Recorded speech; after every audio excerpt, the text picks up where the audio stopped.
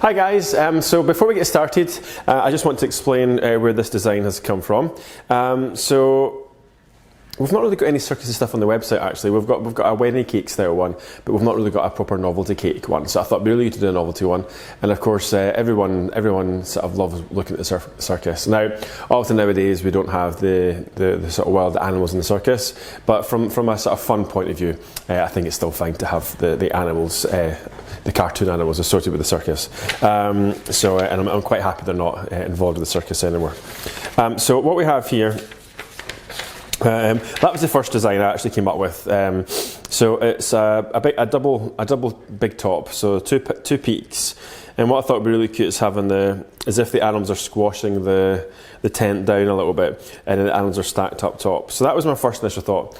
And then I started thinking about actually the design. I thought that's going to be a really big tutorial because there's a lot of work just involved in getting this whole thing to look like this, etc., etc. I thought, you know, the whole point of me doing a lot of my tutorials is to do things that are really good looking but relatively quite easy to make. So we're going to use the concept, so pretty much the whole thing, but we're just going to do it on one point as if they're actually balancing rather than squishing. That's the idea. So this is a very quick sketch that I did this morning, so it doesn't look as good. So we're going to have the elephant because he's got the largest leg, and his trunk, his big chunky tree trunk legs is going to be balancing on top of the point of the big top.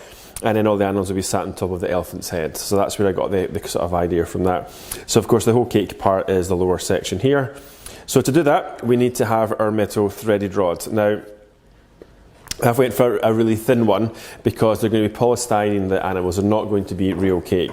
Now I'm sure this is about 5, yeah, so it's a... Yeah, it's a 5mm rod that we're using here. So you've just got to make sure it's not too thick, because if it's too thick, you'll find it really hard to get the animals to look nice because it'll be too chunky. Okay, so just make sure it's nice and thin. The thinner one you can get, the better, really. Okay. Now I just measured this. I think it's just about an inch bigger than this ruler. Yeah. So that's 24, 25, 26. So 26 inches long is the threaded rod. Okay. So I've cut that out. It was a wee bit difficult actually because I've not got a solid table, but we got it cut out. And then what we do is we have our cake drum, which is 10 inches wide, and we've drilled a little hole the same size as the threaded rod right in the middle there, and it goes all the way through both sides. Okay, so we've got that, and then we've got a little 6-inch. Now a lot of people put feet on the bottom. I prefer just to put a dummy, a cake board, mainly because it's easy and quick. I don't have to cut anything out, I don't have to buy it. They're there, it costs £1, not even £1, so it's nice and quick, and it goes underneath and it's job done. And I think it actually has a better stability that way as well, because it's not going to tip or anything like that when it's like that. Okay, so once we've got that all together, I've got my glue gun set up to go nice and hot. What we need to do now is we need to get the threaded rod and put our little nuts in there. It is a nut. I always forget what they're called. Yeah. Okay, on there. And then just check it's going to go through, and we've got enough space for one at the other side. Oh, there's plenty of space there. So then I want to get a washer. I'm going to use a big washer. There we go. Just to let you know the size. Wow. Gosh. It's 3.5 centimetres, so it is a big one. Okay. There. Okay, so that just goes in there, like so. That one, just clean all the dust off. Now I'm using where's my not gone? I'm using just a cake board because, and if you think about it, there's not much weight on this. It's not that we've got a big cake sat on top. But if you're really worried about it, don't use a cake drum. Just cut out a piece of MDF or plywood to do this bit. Okay. And then once that's down there, you can see there, we've got our little threaded rod. Now, what we need to do is, actually, I don't know if my spanner is going to be the right size. Didn't actually check that out. Oh, there we go. It just shows you. I thought that was going to be too big.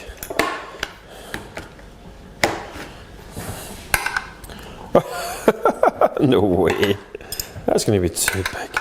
Look at that, just, my goodness. I can't believe that. Right, okay. So that, and I just need to get a pliers for the other side.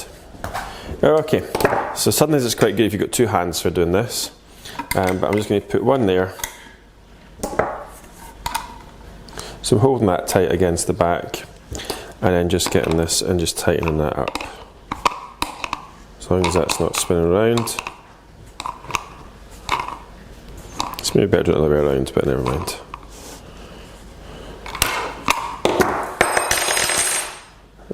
I think I could go a wee bit tighter.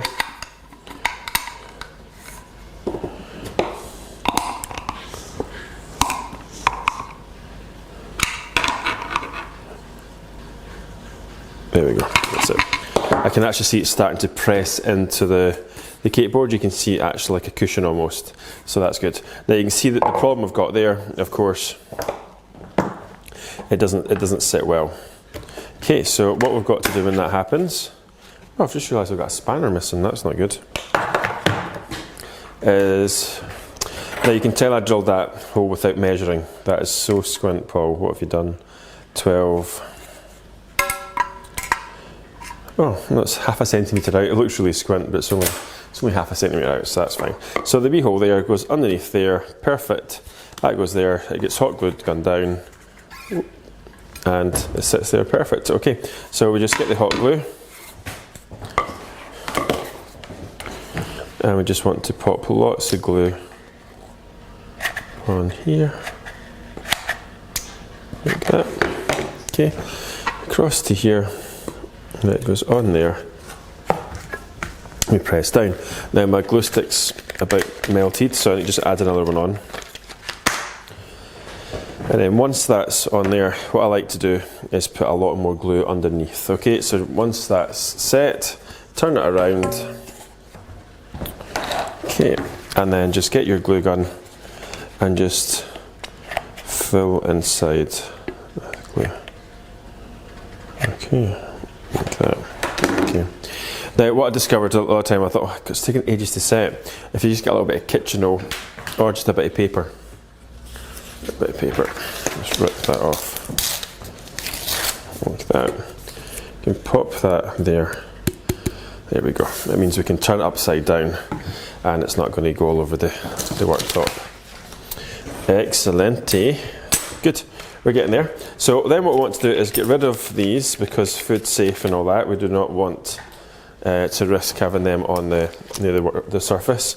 Now, the one thing we've got here is we now need to make it food safe, don't we? So it's, the cake's not going to get contaminated. So you can use cling film or tin foil for this. Okay, so a bit of tin foil. There we go. Okay, and I just want to place that on there. Okay, around.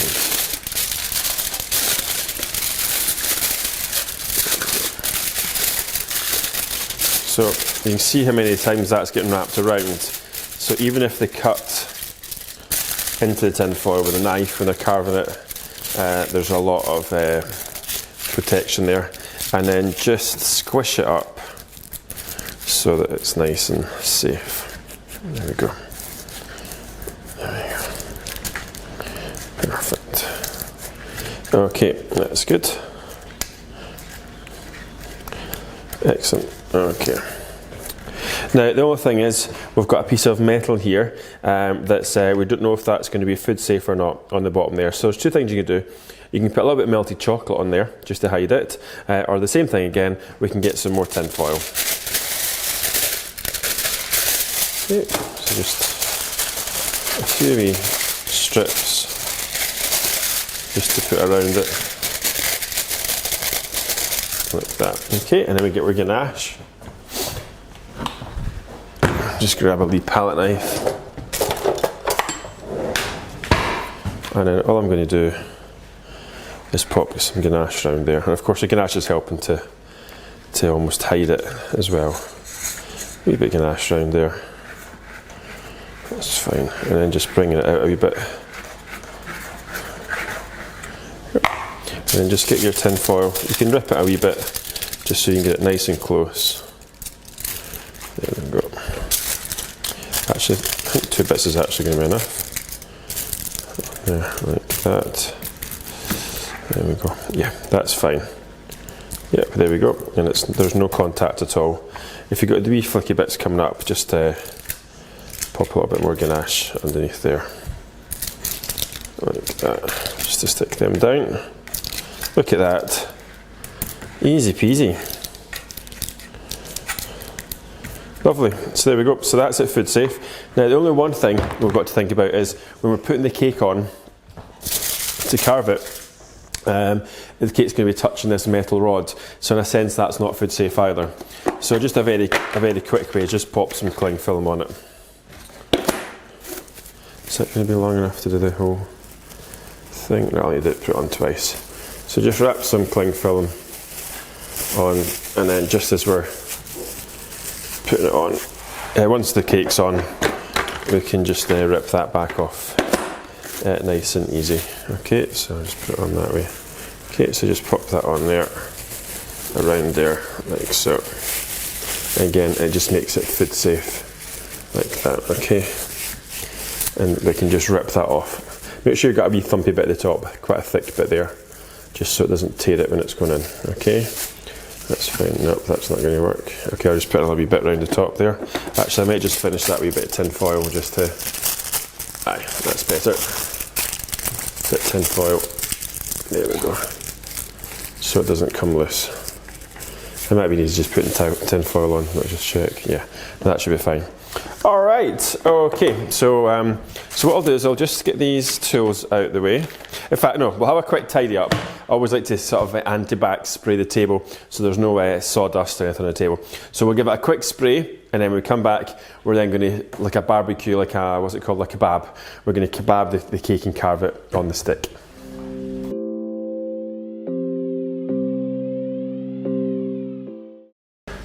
Hi, welcome back. So that's the table all nice and clean and tidy. So what we have to do now is we're just going to do it like a giant kebab, and we're going to put it on there almost like donuts. We're going to stack it up, put the filling, stack, and then carve. Okay, so just get your knife and just cut the top off so you're getting your Scooby snacks. Okay. And then that last one there, I'm not going to cut the top off because we're kind of wanting a point anyway, so we want to keep as much height there as possible. And then what we want to do is just actually turn it upside down. I like it upside down. Turn it upside down and just cut your layers. Now I know a lot of people like putting lots and lots of layers in. I'm very lazy or old school. I just put the one layer in. And probably a little bit Scottish, don't want to waste too much money on ganache. Right, okay. And then if I was going to say get a pencil, but please don't get a pencil. Okay, and we just want to put a hole in the middle just so we can see where that's to go. And then we just go up to the top and hopefully, there we go, down there. Oh, it's taking that one with it. There we go, that's fine. Good. Now we need to stick that on to the bottom, so a wee bit of ganache. Stick there. Now also, this is the chances are this is going to be a cake for a child, so you're probably better to use like white chocolate or milk chocolate for the centre. I'm just using dark ganache because it sets quicker. Okay, so around there, and just add in your ganache all the way around, like that. Okay, now remember and look for the little line that I pushed in. There's a little line there. So I just want to make sure that the lines match up. Okay, so again, pop on top. This cling film is going to move, isn't it? Oh, there we go. Good. That's fine. Okay, is that joined up? Oh, pretty much. Good. Now, if you're using buttercream, for instance, then you probably need to put doweling in this to stop it from collapsing. But this ganache is going to set really hard because it's our winter. In fact, it's snowing outside as we speak, so it's nice and cold. So it means the ganache is going to set very fast. So I don't have to worry about doweling this up. There we go. Okay, all the way around, and then just repeat the same process again. So just in there. Oops, a wee bit of cake just fell down there, over the top. There we go. There.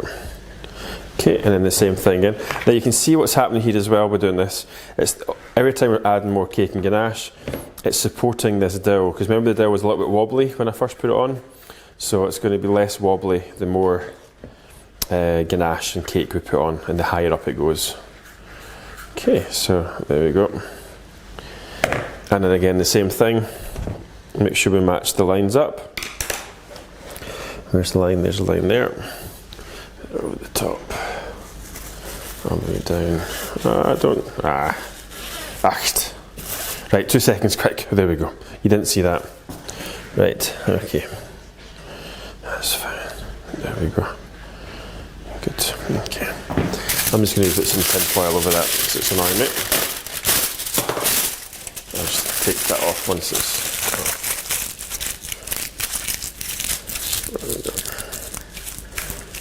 Right, okay. And then off we go again. So more ganache. You see it a bit being a kebab. So we're going to have a big cake, and then we're going to carve it. There we go. Alright, okay, so for this top one, I'm not going to bother with putting the lines in, or should I? Okay, actually, you know what, I will. Why not? The more ganache, the better. Okay.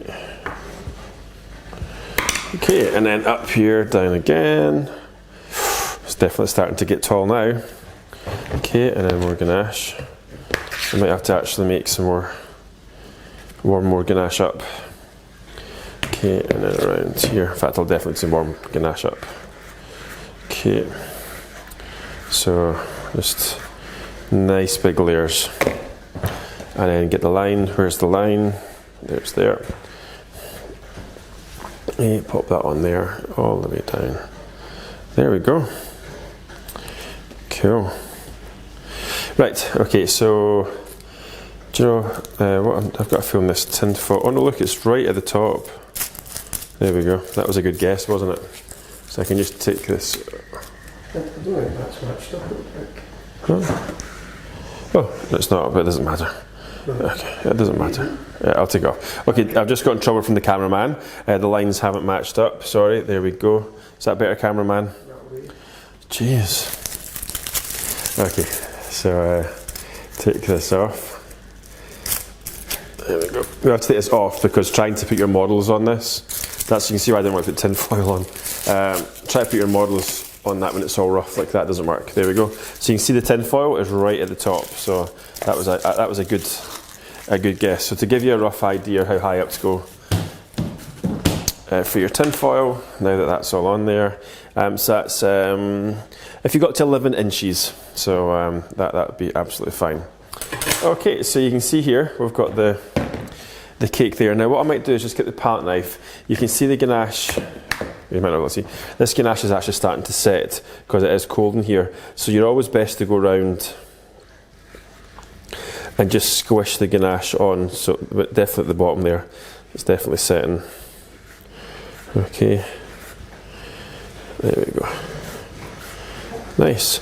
Now if you're in a warm place, obviously not Scotland, sometimes it's good to pop this in the freezer or the fridge, just to let it firm up before you start carving.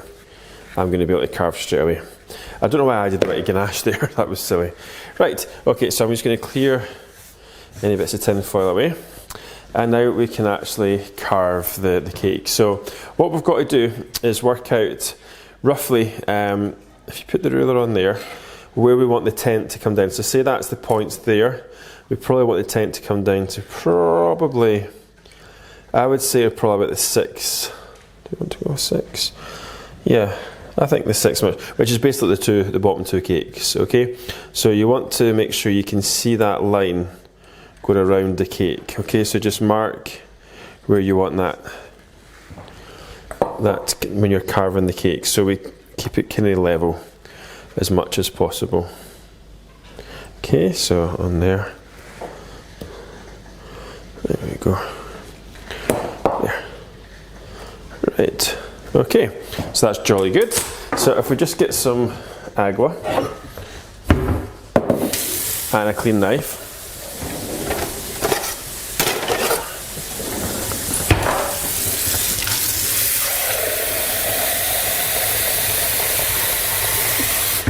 Okay, so what I'm going to do is I'm not going to cut from here. I'm probably going to cut from here, and then we're going to add some modelling chocolate at the top just to get that point, which will be easier. So don't be scared, it's just a knife, okay? If it falls off, you just put ganache back on it again. Now I better do this with a cameraman so you can see what I'm doing. Yeah, that's fine. Okay, so let's just say about halfway in, so if that's a 6-inch cake, you're going halfway from here, so 1.5 inches roughly, okay, from there, and I'm going down to the line which you can see is there, okay? So just cut. Yeah, that was pretty close, look at that. Right, turn it round, so again about halfway.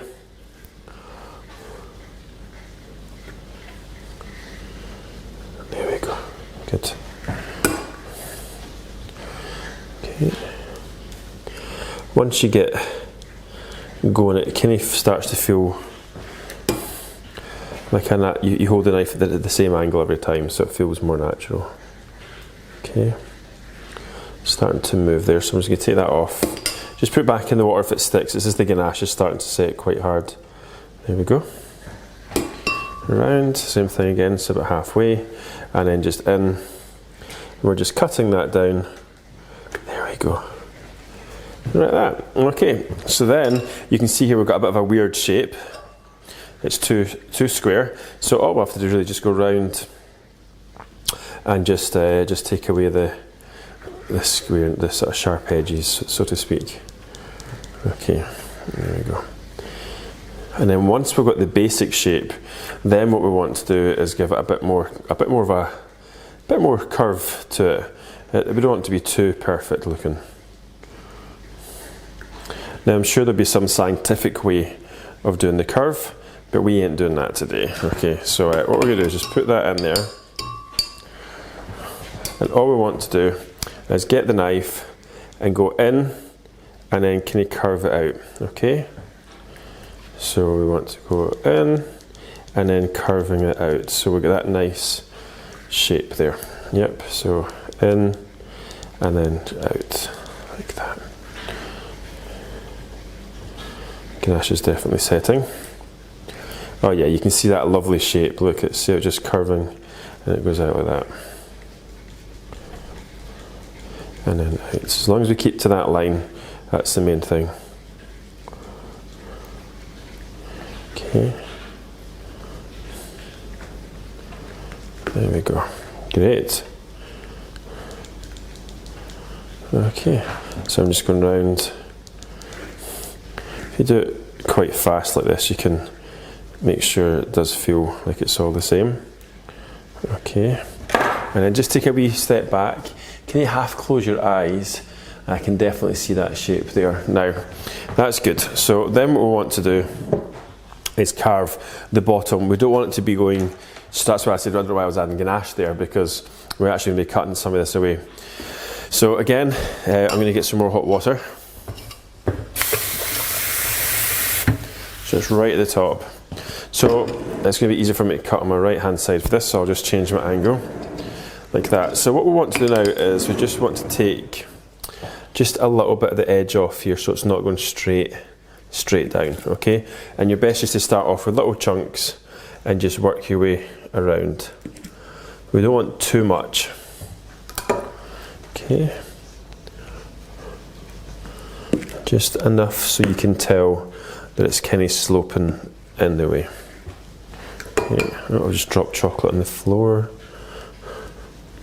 Alright, so you can see what I was meaning about the kebab. That's what they should do, a slice of a chocolate kebab, that would be quite yummy.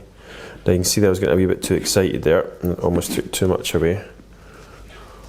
So just nice and slowly. And of course when we come to add the ganache on, we can use the ganache to help shape the cake as well. Okay, so again around here. Okay.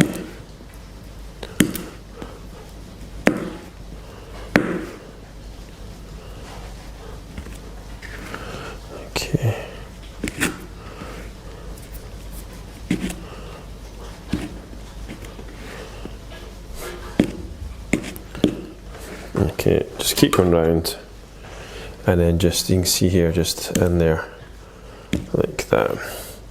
Now you could use a ruler and measure, or even cut a little template out, but it's just as fine doing it this way. Okay, so again, look back. Okay, I think I could take some more off. I'm just going to stand back and have a better look at it. Okay, so it's starting to come in, but it could do a little bit more at the bottom, I think. So we'll just wet the knife, and then we'll just take a little bit more.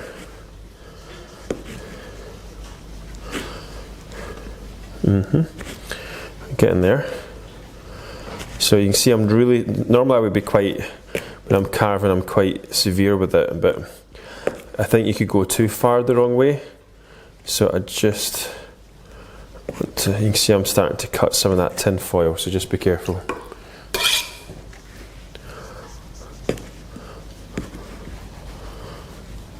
It smells good. Lots of cake. Right, okay. I think we're just about done.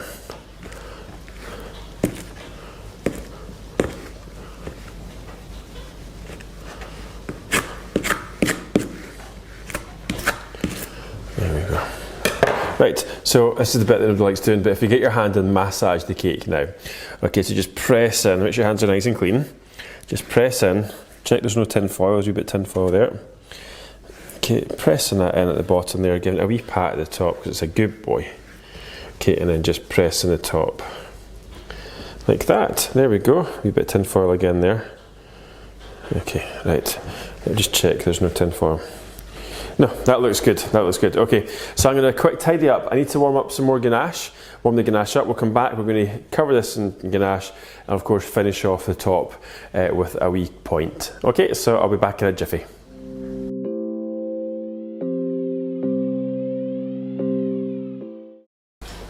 Okay, so now what we want to do is we want to get a little bit of modelling chocolate. So it's rock solid, so I've just chucked it in the micro just to soften it up a little bit. Move this out of the way. And we just want to wrap this around the top to get our point, and then we might have to do a little bit of carving just to sort of finish the roof off because it might not quite be the right shape. Okay. Okay, so that's softened up nicely. Okay, so if we just get a ball and also just wrap it around like that. There might actually be plenty. Just put a bit more on there. Like that. Yep. Okay, and we just want to mould into the shape of the tent. It actually looks alright. So of course we're going to go over with ganache.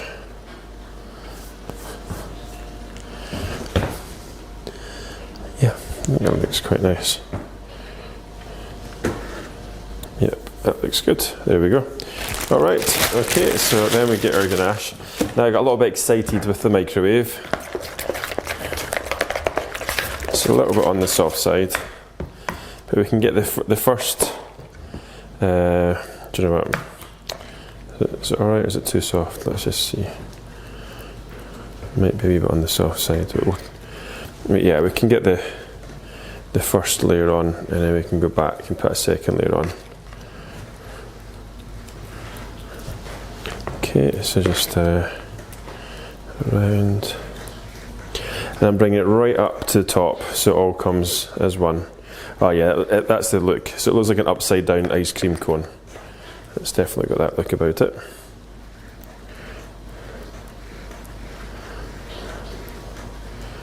Yeah, that's good. Okay, so while that's starting to firm up, then we'll just go on the sides, and we just want to get the sides done. Okay, so because it's a wee bit on the soft side, I'm applying it up and down the way, and then once it starts to set, try and put your ganache on a little bit thicker than this.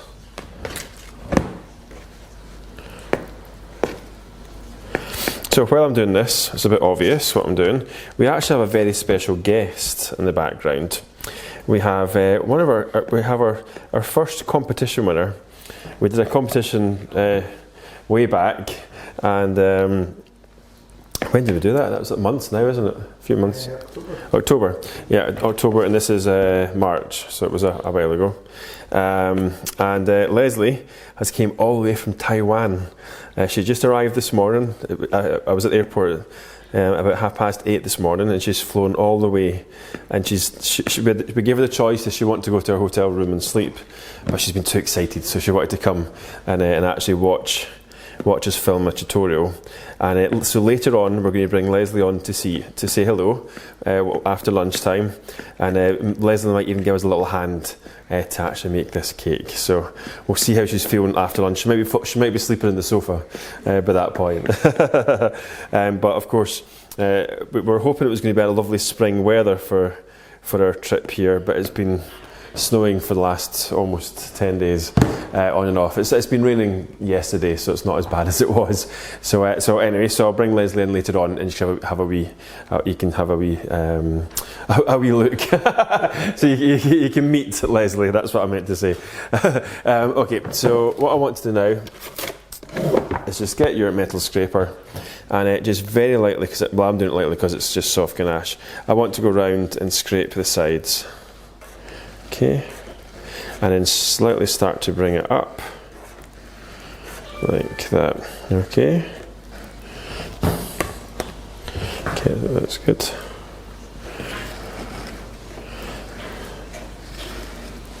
Okay, so remember what I was saying, we can control the shape more once the ganache goes on. And you can see there, we can definitely see it's going in the way, just ever so slightly, but it's enough to look good. Now what I don't want to do is, I don't really want to touch this top bit. I want that to firm up. So I'm going to leave this to go hard. Actually, I could probably just put it outside because it's colder outside than it is in here. So I'm not going to do that though. So I'm going to leave it for about 5 minutes, and then we come back. We're going to put a second layer up top to continue this shape, and even a second layer down the bottom as well. Okay, so I'll be back in a wee jiffy. Okay, so that's the cake being firmed up, and the ganache is now going the opposite way, and it's now going too hard. So what we want to do, try this to camera, is we just want to add the sort of thicker ganache around here, so we can really shape the top part. Okay, so it's almost like ganache sculpting almost to a point. So we get this nice shape.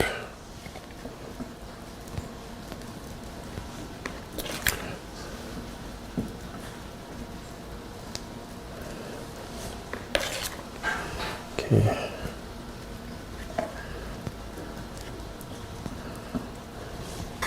And then at the bottom, just bring that ganache down.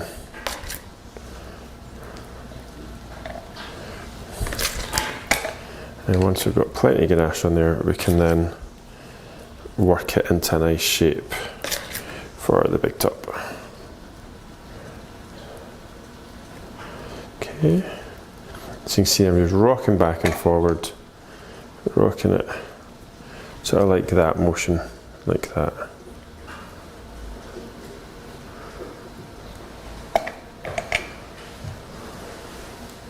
Okay, so just bringing it out all the way around. So you can see where I'm sort of needing a bit more ganache. Just add some more on there.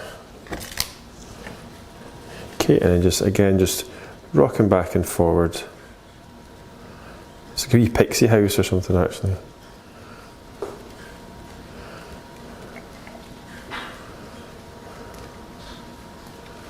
Okay.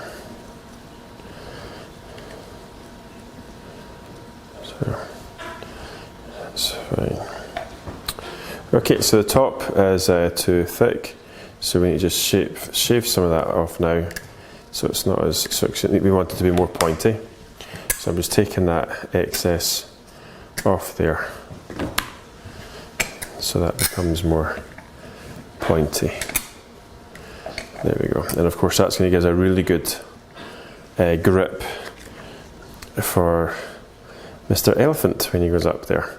Now at the top here I've just got a little bit of, it feels a little bit bumpy because that's where the join for the modelling chocolate, so I'm just going round and adding a little bit more ganache onto there, let that firm up. Okay, so I can see a few wee gaps when I look around like there, so I'm just going to go round sideways here and just add some more ganache. Make sure I've definitely covered it all. There we go. That's fine, and then I'm going to go back up and just bring in that curve. Try to get that nice curve.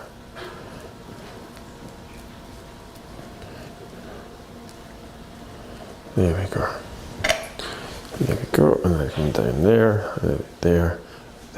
Right, okay, that's fine. So I'm going to leave this to set again, and then we'll go back with a much neater finish with the palette knife. The bottom looks fine actually, so it just needs hot palette knife around there as well, okay? So I'll let that chill for a couple of minutes, and then, as I say, we'll come back, we'll smooth it off, and then we can move on to getting the sugar paste out. Yay!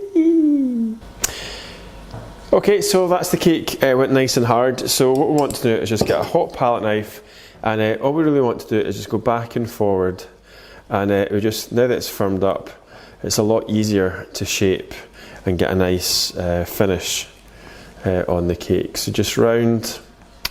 Now there is a lot of people like to use their hands at this stage, and just put their nice clean hands, get in the water, and just pretty much hand sculpt the smoothness into it, which sometimes I'll do at the end if I can't get it there with the palette knife.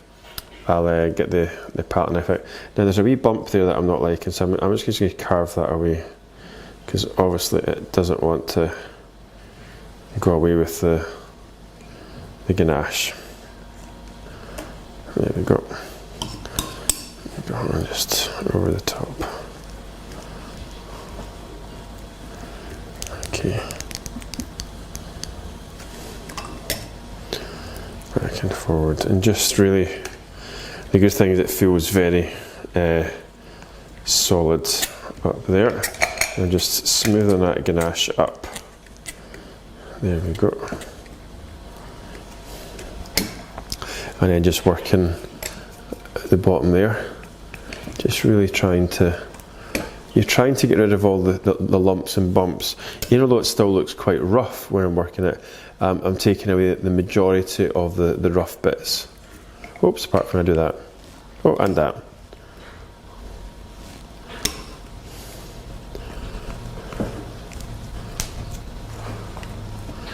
There we go, that looks good. Okay, now once I'm happy, it feels good going all the way around like that. So I'm just going up and down. I'm now going to get the pastry brush and give that a smooth with the pastry brush. And again, you could use your hands at this stage, or good old pastry brush. Sometimes better with boiling water to do this rather than just out the tap. Look at the beautiful. You see how nice that looks there. Look how smooth that's going.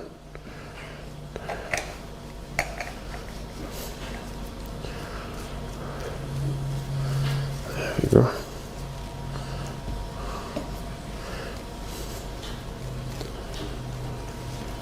There.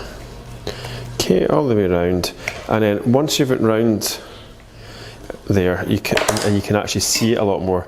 Have a look and see if there's any bits that you don't. So there's a wee few bumps there that just could do with being smoothed out. Yeah, and a few more there. It's mainly this bit here seems to be needing a wee scrape. There we go. And then again, palette knife. And then smooth with a pastry brush. Oh wow, that's worked out really well. Look how nice and smooth. Gorgeous. Look at that. Okay, so that's worked out really nice. It's got a really nice shape. Now, the exact same process now for the base, or the bottom of the tent, or the big top. So just going around. If there's any bumps, you can see I can just shave them away. Okay, so just shave and then smoothen. Now, if there's any bits that you think you need to fill, I've just warmed some ganache up, hopefully, yeah. So there's any wee bits that, there's quite a big hole there, so just go over and I can just go round and fill in. Now, because the cake's cold, actually it's not been refrigerated for a while, but it's firmed up. You can go around like that bit there, looks quite like it could do another wee layer actually. There's a bit of cake showing, like that. There we go. Okay, actually the bottom bit's worse than what I thought. I thought the bottom bit was okay. Remember I said I was maybe going to put a second layer on, I didn't think it needed it, but now that I'm looking at it, I'm actually thinking there's more cake showing through than I realised, so we want to make sure we've got a good strength with the cake. So I'm just going to pop on a few layers. So pretty much I've now added ganache all the way around, so at least it'll be nice and smooth. Okay, and then what I'll do is just go back round with this scraper. There we go, and the scraper. And just give it a wee scrape.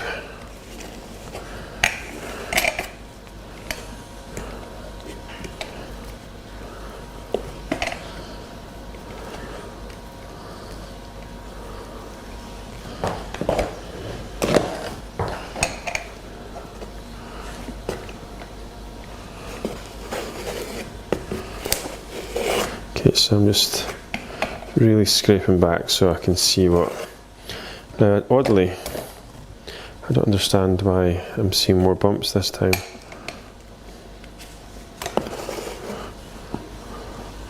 Now it feels like one of those little huts you see in when you go on like a safari or in the jungle or something. Like a little thatched roof and then the wee, what's it called? A mud hut, that's it. This feels like a mud hut. Okay. Is that what you were thinking? Mm-hmm. Okay, it's a chocolate mud hut. Oops. And that's the tutorial finished.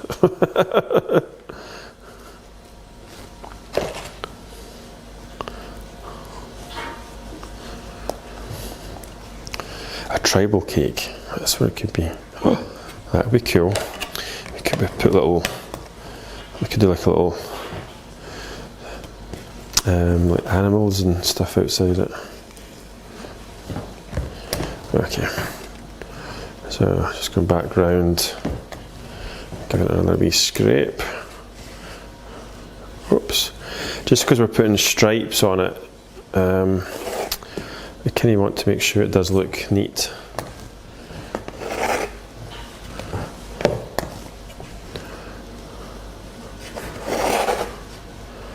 There we go, that feels better. Right, okay, so I'm probably taking most of that back off again, but at least I know it's filled a lot of the bumps in, and then all I want to do is just go round with the paste. Watch not splash yourself. I need to watch not splash the lens of the camera. There we go, look at that. So many things you could do with this design actually now that I've started doing this. Now this rough bit at the top there, you can see I need to fix that, but I just wanted to get this bit done because that edge is going to have sugar paste hiding it, so it doesn't have to be that. It's going to have an overhang, the roof, so there we go. Nice, there we go. Okay, so now we can just take off this edge there, so just going around with your knife and just try and trim it off relatively neat.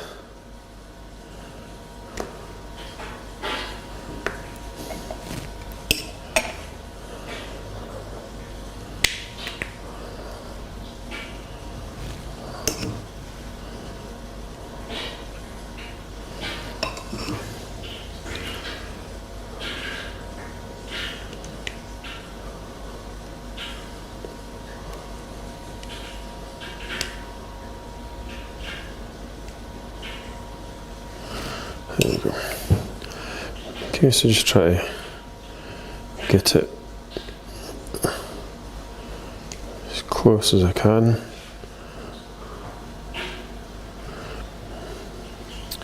Okay, that was a bit of a boo-boo there.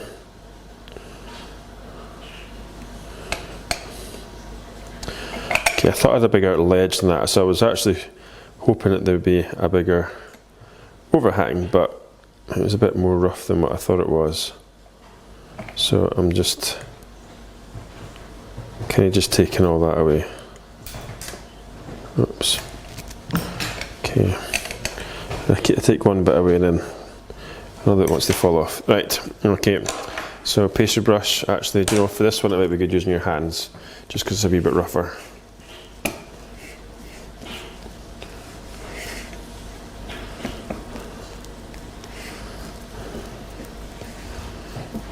There. Just going to go around.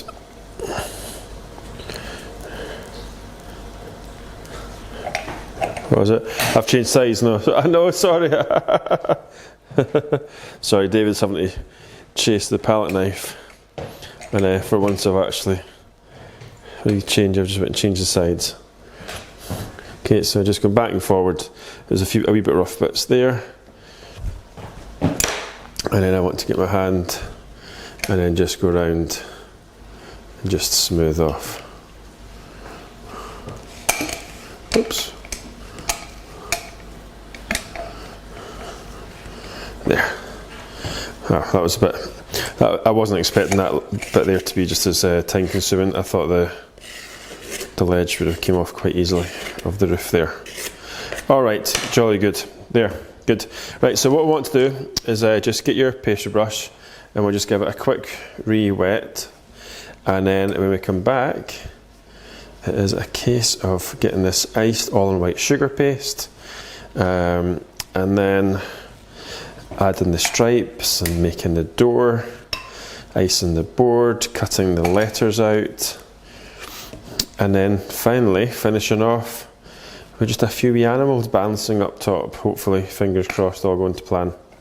There we go. Alright, okay, so I shall be back in a wee jiffy, as I always say.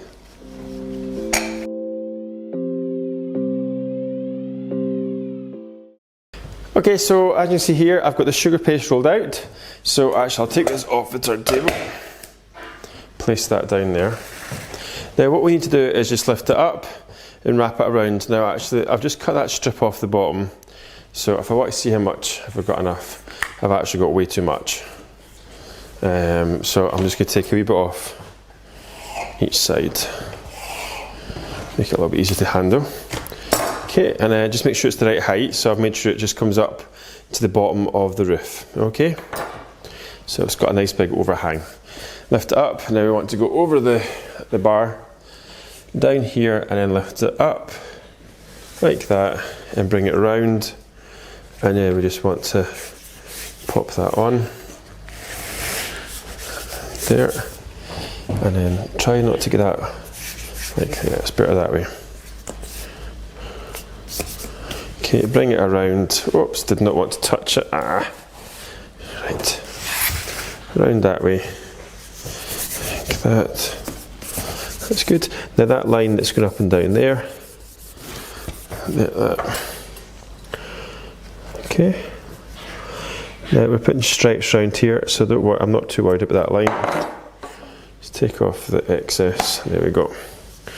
That's fine. Oh, that's actually quite a good one. So just push it together, and I'll just start off my red stripes over that line. So we just want to go around, brush, get your smoother.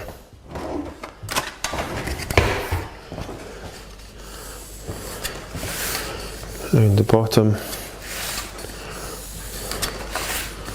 like that. Get a wee orange knife. Make sure that's definitely cut down. It's nice and smooth.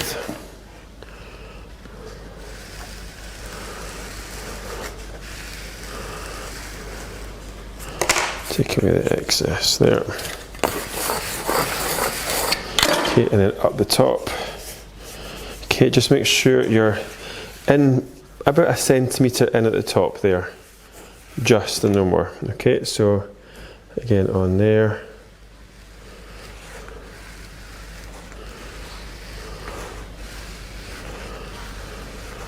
Oops. Okay, and take away that. And then we just want to get our little acetate smoother.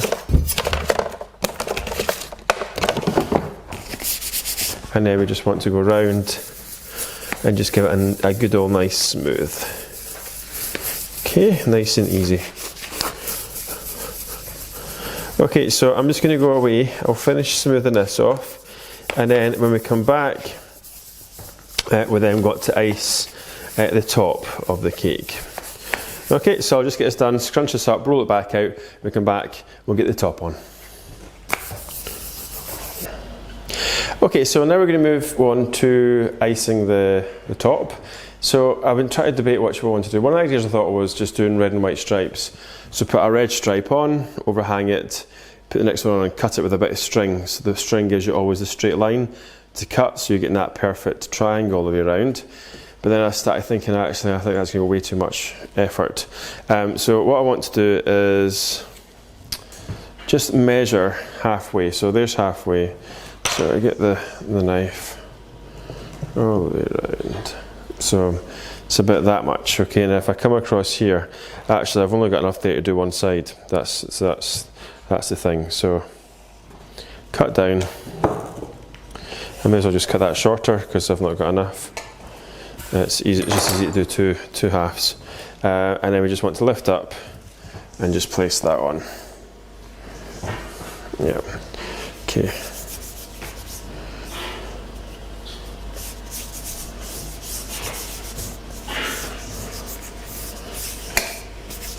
Okay.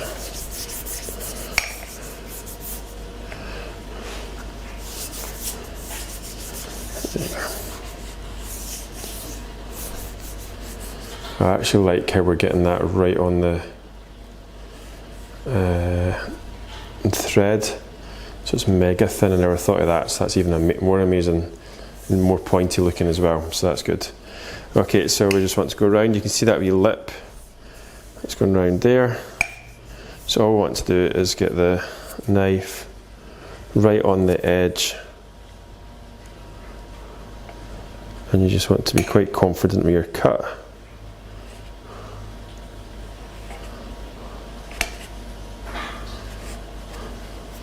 See, it's moving that up there, so I need to just take that down. So these wee bumps happened when the sugar paste was falling. There we go. Okay, I actually got a lot further around, and actually if I hadn't cut these two bits off, I think I might have made it all the way around, but never mind. It's starting to rip at the top anyway. So we just want to get the knife and just want to cut all the way down. So obviously where these cuts are is where the stripes need to be.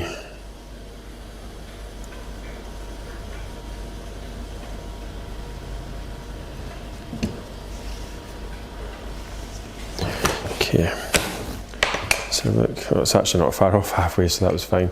But I like how that's playing right up there, that's cool. How thin we've got that. Okay, that's good. So the same, basically repeating the same for the other side, but I'll just do it to camera because, oh no, that's very gone. Is that white? Yeah, that's white. Yep, yep, nope. Yep. Take a wee bit more of this. There we go. Okay, so if we just get the other part iced. And then what I'm going to do is I'm going to make red up from scratch. I've got red here, sugar paste. I have Regal Ice, or Renshaw's sugar paste should I say, and I have the Masticino sugar paste, both of which the red is not the red that I want to use. I want a really bright, nice colourful red, not a dark red. So like a sort of a Coca-Cola Santa Claus red type thing. I suppose Santa Claus is the colour of Coca-Cola if you think about it. Yeah.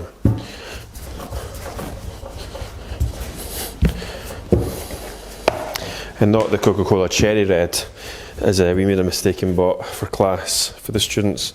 It was 8 cans of cherry flavoured Coca-Cola, which I've not tried, but a few people have tried it and spat it out with disgust. Okay, so if we get some agua, oops, there we go, a wee paintbrush,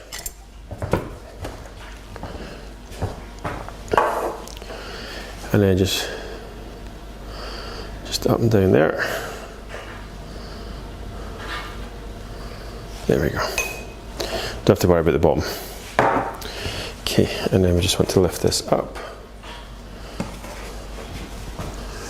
Okay, and then wrap it around. See, I'm holding on to it there, just to make it as easy as possible for me to stop it from ripping. Okay, and then round this side, where's the, here's it, oh there it's there. It's not as far around as I thought it was. Okay, now I'm going to continue holding that, and I'm going to be very, very brave, and we're going to cut.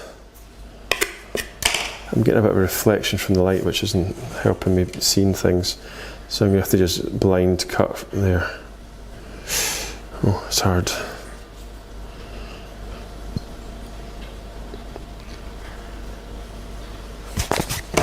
Okay, that looks okay, and then the same with this one. Oh, that pulled that round there, which was annoying. Try and keep that up there if I can, please. So I'm cutting into the basin of the join.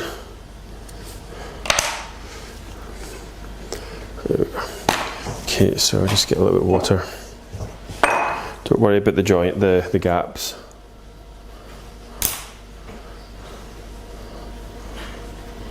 Okay, so let's just concentrate on one side at a time. So what I'm going to do here is get the knife, just push in the rough edges, and then go up. And we just want to stretch the sugar paste over. Come on. Just going to squish that on a bit more. There you go. And I'm just stretching that over. It's quite a tricky thing to ice.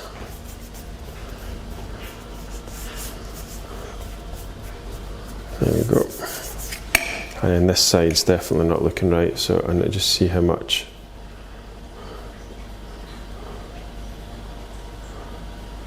Right, okay, so I just need to trim a wee bit more. There we go. Okay, so just smoothing that up.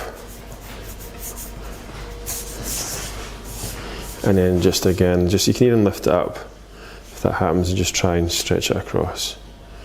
There we go. There's a lot of water on there, so you can always just throw some ice and sugar on if it's making you all sticky. There we go. So obviously all I've got to definitely make sure is when I'm putting the stripes on, it goes over those two joins. So I just cut off the top bit.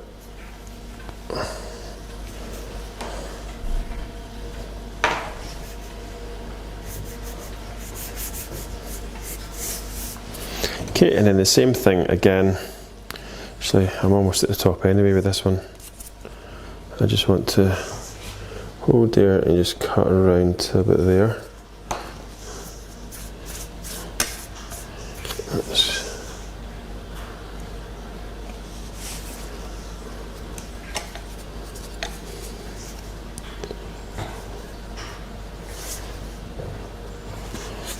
And then the same, so I'm going to cut the top off there. It's a wee bit awkward, but that'll do.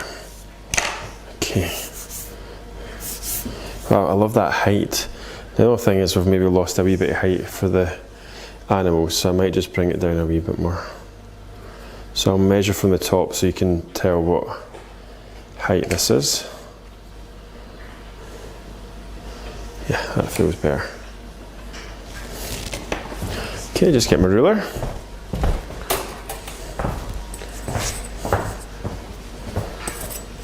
So we have 10 inches. So there we go. Right, so if you get your little acetate smoothie, little plastic smoother, and you just want to go round and you can just hold onto the rod so you're not putting too much pressure on it, and just back and forward.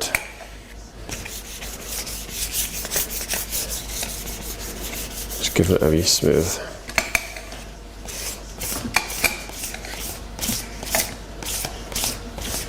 All right.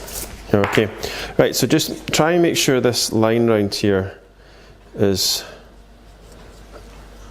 relatively straight. We're going to put wee flaps over there anyway, so it's not a big problem, as I was saying anyway. Okay, so what we want to now is we want to colour up the sugar paste. We need to get our red, so just get whatever's left.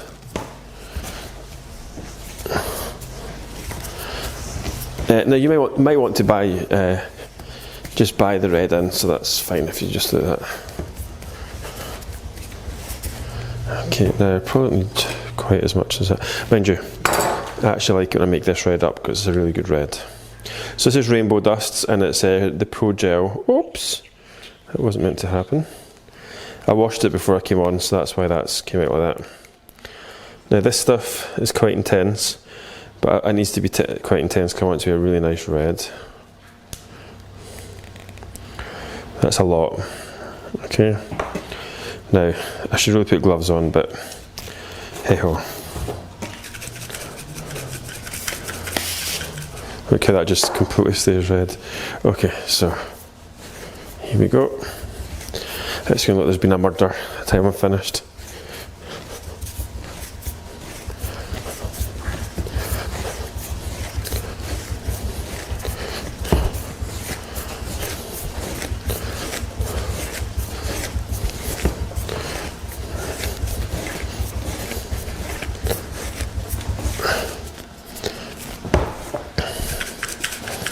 I thought I'd put too much down, and at the moment it's not actually red enough for me. So make sure it's definitely mixed through.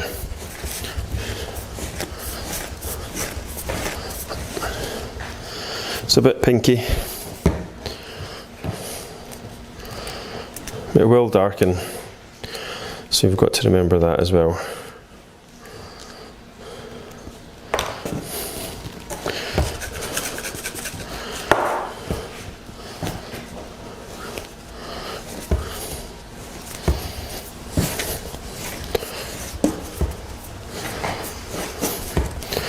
Okay, I'm getting a good feel with this one.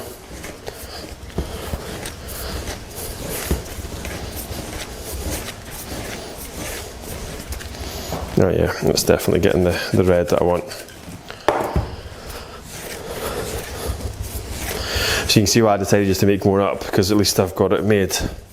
Because it's a pain having to mix up all the time. Yeah, that's it.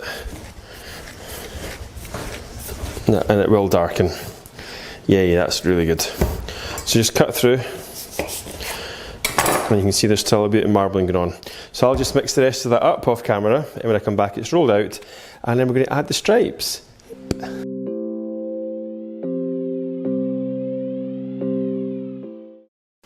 Okay, so that's the sugar paste almost rolled out. I want to roll it out really thin.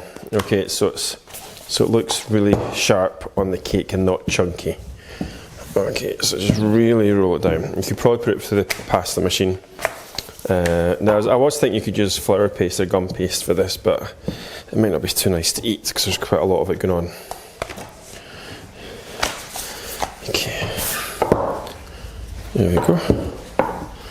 I think that shall do us.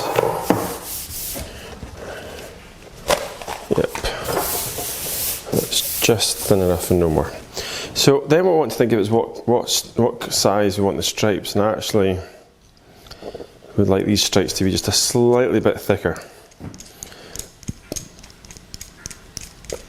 Unscrew.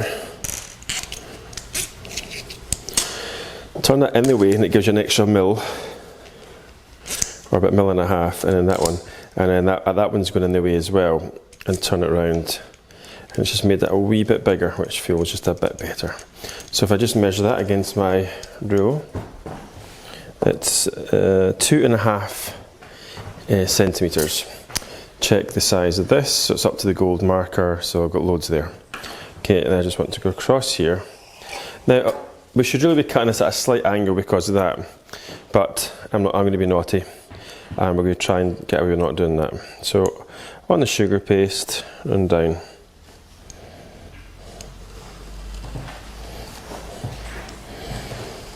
Okay, just all the way along.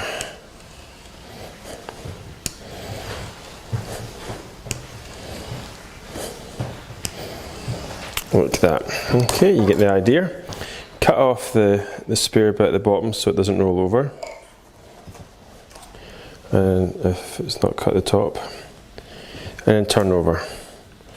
Now you can take your time.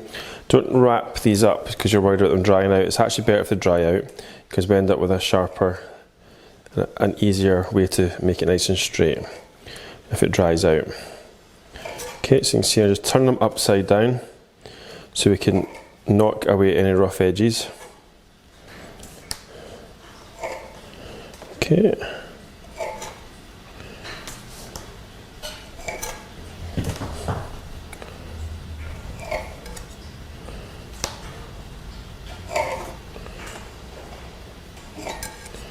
Okay, like that. And then if we just get yours smoother, so I just want to get, oh dear, let's get a wee clean. Oh, got some visitors coming down the garden path. So I'm going to have to cut away for a wee second, which is perfect timing because these stripes are, we've got somebody coming to collect a cake, so I'll be back in a jiffy. Oh, it's exciting. Okay, so we got a wee bit interrupted there because we had somebody come to collect one of the cakes that I was making. I gave it to one of my neighbours and they just popped down, so we got a little bit confused where we actually were because that was about 3 days ago because we've had a guest from Taiwan here. So hopefully we're kind of smudging this together okay. But anyway, so we've coloured up this sugar paste and now we need to roll it out and get it on there. So we're going to do the lid first, the roof first, and then that means we can tie up the stripes down below, obviously from that. So I've got this is just Masticino, and it was mixed with the red rainbow dusts. My memory's gone, so I think we have filmed that already. Yes, I think we have. So I'll just roll this out to a certain down to a thickness that I can put it through the pasta machine. Okay, so the pasta machine here. So I just switch that on. Oh, it was switched on. Oh,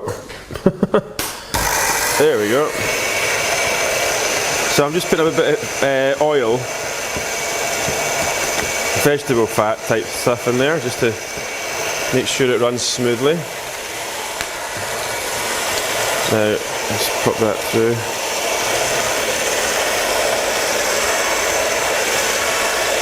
Okay, and just drop it down one.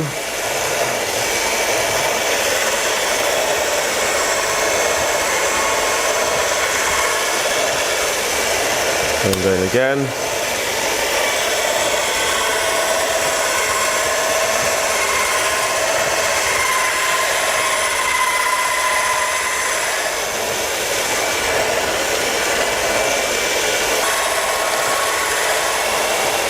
There we go. That feels nice. Okay, that gave me loads. That's a beautiful colour. It's actually darkened just nicely.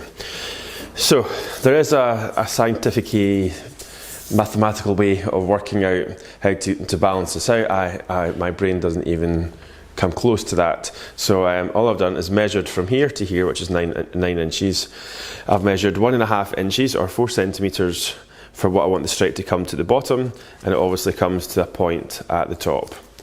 It's as simple as that, and then we're just going to keep adding them until it looks nice. That's all we can do. Okay, so obviously the main thing is to make sure we hide the two joins, which are almost back to back from each other. Okay, so all I want to do is pop it onto the colour.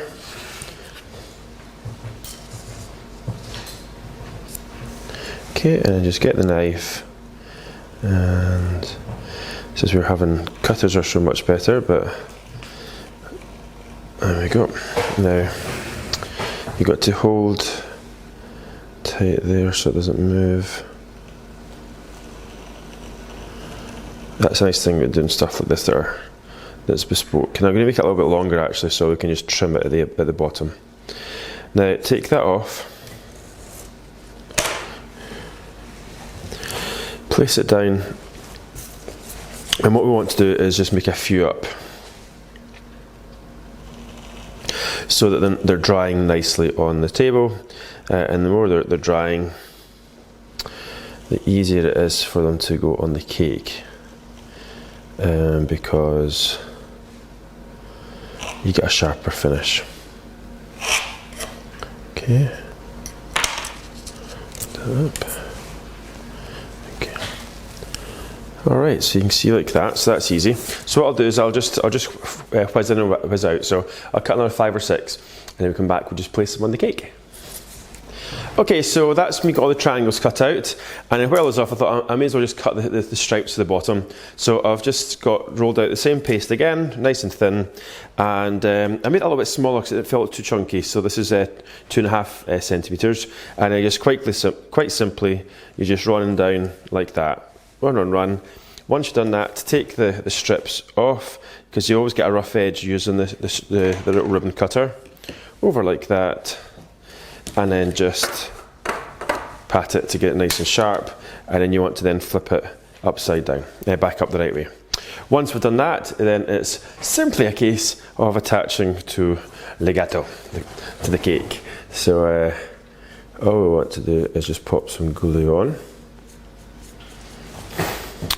Now I can't remember which one was the first one, but you're trying to get the first one if possible, just so it's staying relatively straight, and you want to place that on, and then just try and let it drop down like that.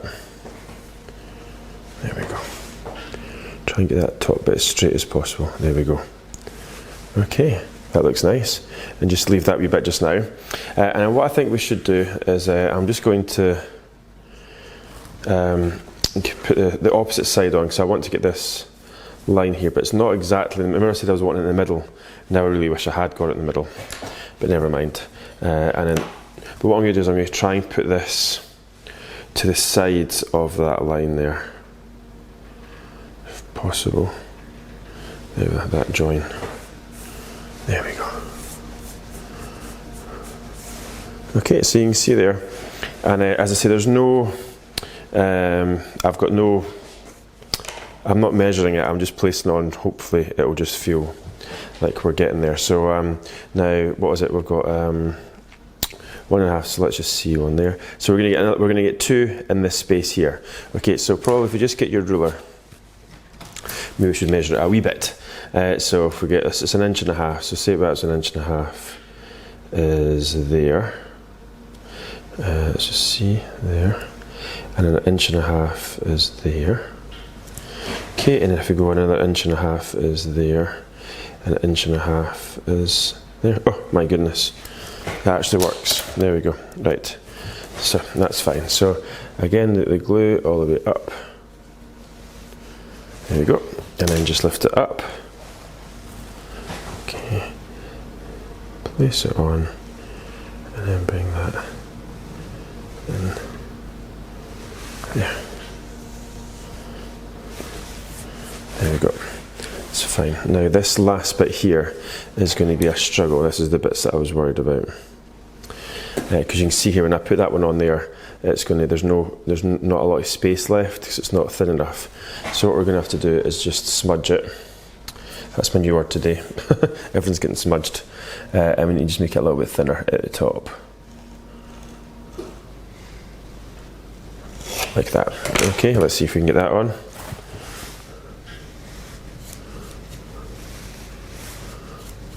Okay, to up. Is it breaking? It's a bit close. Let's just see how it looks once it gets down. Let's just see, is that going to annoy? Well, actually, I think what we can do is once it's on, we can maybe give it a wee trim. That works.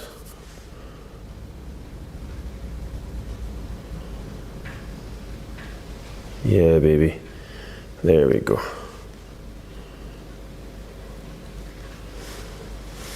Yeah, that's better. Yeah, there we go. And then we can just do the same on the other side. Again, just giving it a wee cut. Just so we can see some of the white coming through. There we go. Take that up, let's have a wee look. Oh, the glue is very strong. Yay, there we go. Look, excellent, good, like it. Okay, so what I'll do is, all I'm going to do is go around to the same in the back, kind of try and get it all to balance in. And then quite simply, I'm going to just flick that up and then just put a stripe under. I don't know if we should do it in between maybe? I don't know, I'll have a wee look and see what the tints are like, the wee cartoon tints are like. But I'll just do the stripes underneath, just full size, straight down. Okay, so I'll be back in a jiffy. Hi, welcome back. So I got a bit excited there. David was on a Skype call, and I just kept him playing. So you can see I've got quite a lot done. So I've put the little strip underneath, which we explained. I just put red under red actually. Now in the pictures they are the same size, and I made it a bit smaller, but I don't think it's that big a problem. And then to hide the join between the two bits here, we're just cutting out circles. So because we had to bespoke the cutting down, some were bigger, so you can see here that's definitely a big circle or semicircle, and that's a smaller one. So I just literally just got the cutters, I measured the gap, and then just cut out the gap size, trimmed off about a third, and then just you can pull it and stretch it to stick it on top. Well, that looks quite nice having a double one. Oh, I like that. I might do that next. Okay, so I might make it look really fancy. Okay, and then just a little bit of glue across the top. I've cut this one out already. There, let's see. And then that just goes across there like so. And we're just sticking that down like that. Now, if you want, you can give them a wee whoosh. If you want them to, as if they're sort of flowing in the wind. So they've got a bit of movement. And then what you want to do is get one of your modelling tools and just go around and make sure that they're all sitting relatively flush with each other all the way around. Okay, that looks lovely. Is it nice with the red? Am I going to? Oh no, it's better just leave it simple. Just scrunch this up. I think we're finished with it. Right, okay, so now we're going to move on to putting the wee trim around the top. That's why we need to make sure that was flush around there. So get your glue. It's really nice having the board underneath because it makes it so easy to turn the cake around. And I'm just putting a little bit of glue. To be honest, there's actually glue lying on top of most of this area. So I've just stuck these wee bits down. We want to put a nice gold ribbon, not a ribbon, a gold rope around the top. I thought that was a cat, with a wee cat visitor yesterday. I thought that was a cat in the garden there. Okay. Right, what size? If you've got it really neat, obviously the smaller you make it, the nicer it is. If it's not as neat, then you make it a little bit thicker. Yeah, I think I'm going to go for that one. It's about 1 millimetre, 1.5 mil thickness. Okay, so we just get where we. So you can roll it out by your sausage, just using the smoother. You won't be able to get maybe just as small. So I've got some yellow sugar paste there. I've ran out. I can't. For the shops around where I live don't have any vegetable shortening, so I'm having to use just butter at the moment, which isn't as good. But it's really just for greasing things, so it doesn't really matter too much. It's not for baking. So I've made it really soft, so it can come out. So aroma little sausage. Pop that in there. I think the last colour to use in here is black, so this will be interesting. Okay, get my wee end part up. Oh, I just thought of something. I was thinking of doing a rope. Do you know, I've never used this one before. I'm going to have a little. This one's got 3 and 1 in the middle, which is making me think if I twist this as it's coming out, will it actually give a rope? Let's give it a shot. Never know. It'd be really good if it did.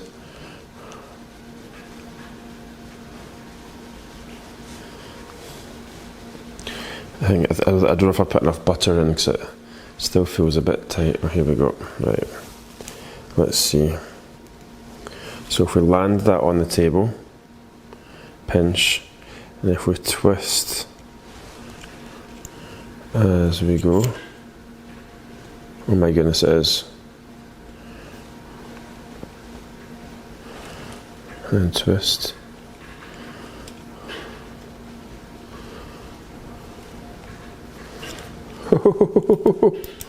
How cool. I'm going to get up.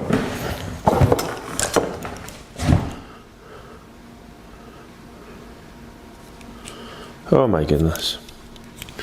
As if I feel like I've just won the jackpot. But we'll be able to lift it up and put it on the cake is the other thing.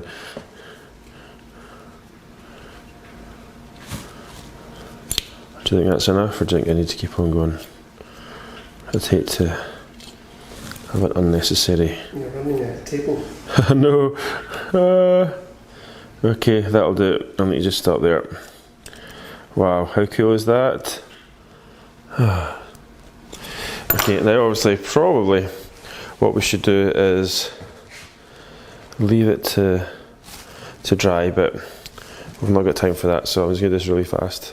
Hopefully it works. Oh yeah, we've got loads. Right. Oh wow, it's so nice. There we go.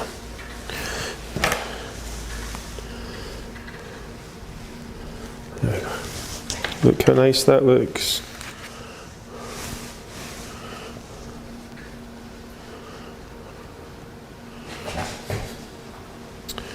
There we go. And I want to do a boat with lots of ropes on it now that I've just played with that.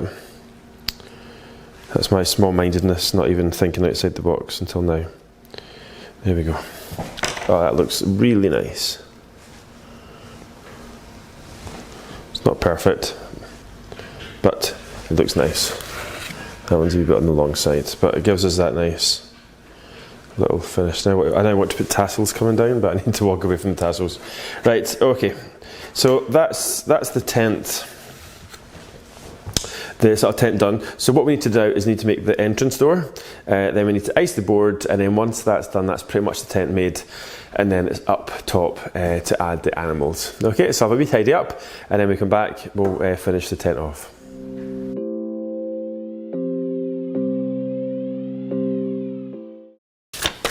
Okay, so I just made a little template. I just drew a little freehand door, then you just fold it over and you just cut out one side that you prefer and then open up. And you can see here we have the door. I don't think we'll do it as a template because it's easy. I just measured 11 centimetres up and then just drew a little door. So it's 11 centimetres up and it's 9 centimetres across, okay? And then what we want to do is just pick where you want the door to be. So, also I iced the board off camera as well. So it's one of the ones where you've got to put a join at the back. So we join at the back. I had thought about we actually could put a little red carpet, but nah, not doing that. So just leave the join at the back. Try and blend it away as much as you can. Okay, so I'm just going to pop the door on. So it's going to be between the two reds. Actually, I think it's maybe a little bit on the wide side. So actually, let's just make it a little bit smaller.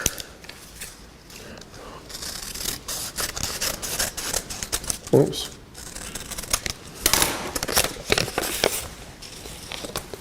Yeah, that feels better. Yeah, and then that just makes it 8 centimetres. Just throw that on the floor. Okay, so just put it in the middle. Make sure it's in the middle, and then we just want to draw a line. That we can then cut out.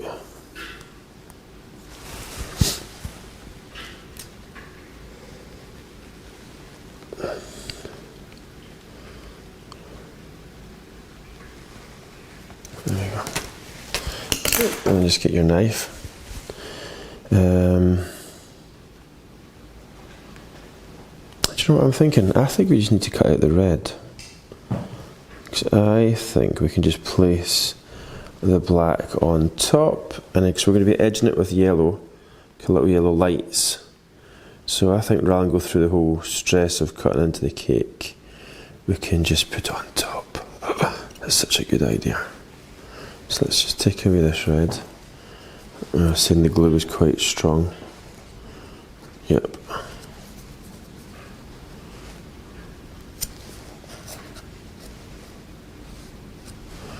Okay.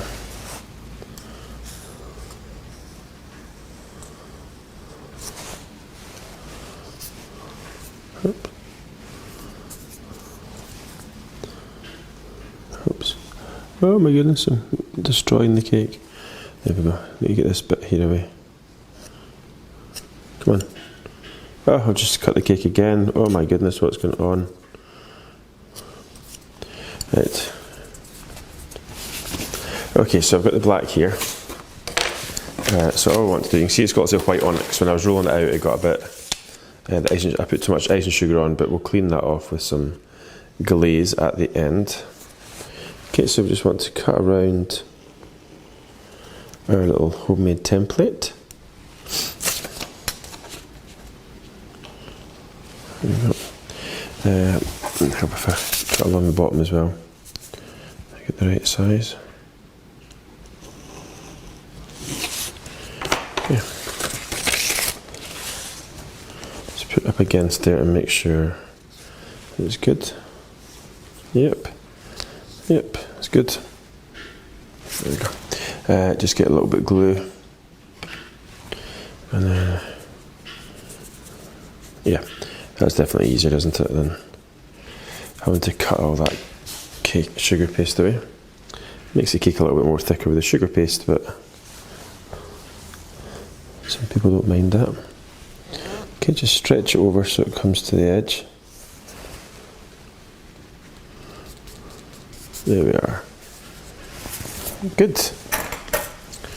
Definitely made a mess of that board there. That was really annoying. Okay, so if we just get the extruder gun, and what we want to do is I'll just put on, it's about a 2.5mm little circle on the end of the extruder. Okay? So what we want to do is just the same thing.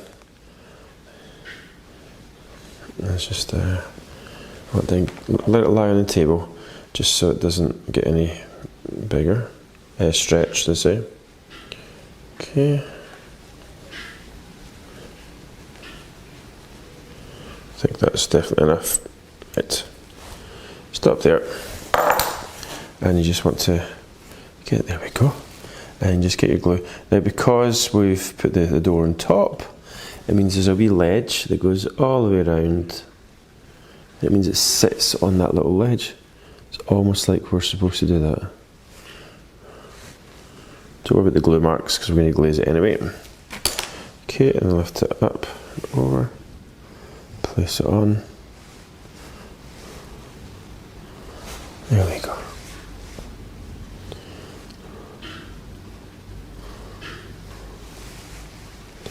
Okay, and just cut the excess away.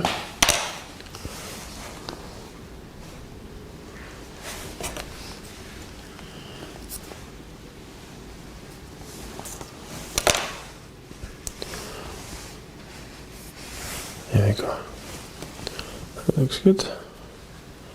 Nice and neat. Good. And then what we're going to do is we're going to just put little colours all the way around, just like little lights. Okay, so just make sure it's definitely pressed against the tent. So starting from the top, if we just get the, oh, I wonder if we've got actual little driggies. Have a wee look, maybe get multicoloured driggies. And all I want to do is go round, and I'm just using my eye to roughly go just about a centimetre gap all the way down. Okay, and then the same on the other side.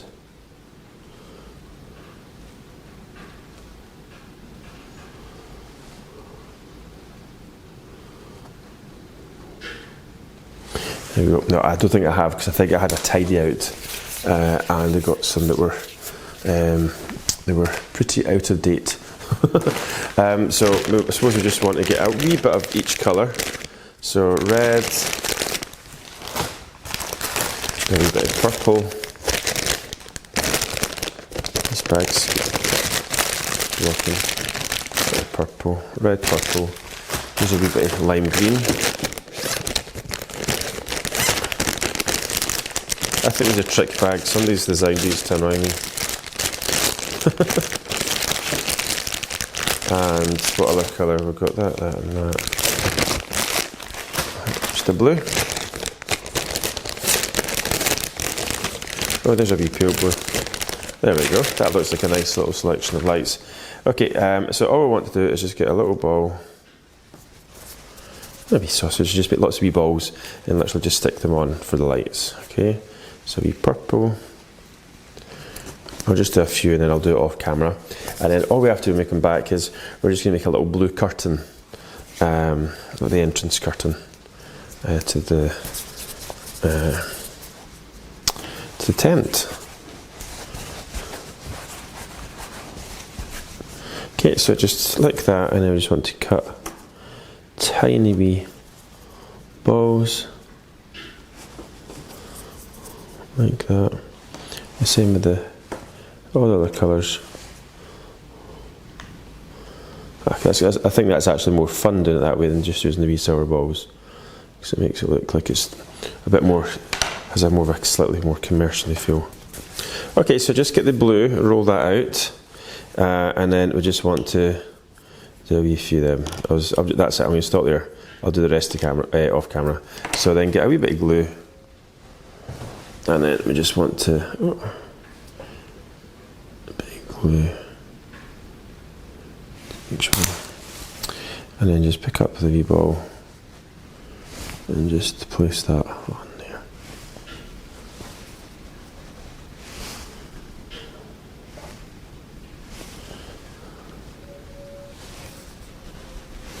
Okay, that looks nice. Yeah, it's got a very fun, childish feel about it. Alright, okay, so I'll continue that all the way around, and then we come back, curtains on, tent done, on to animals.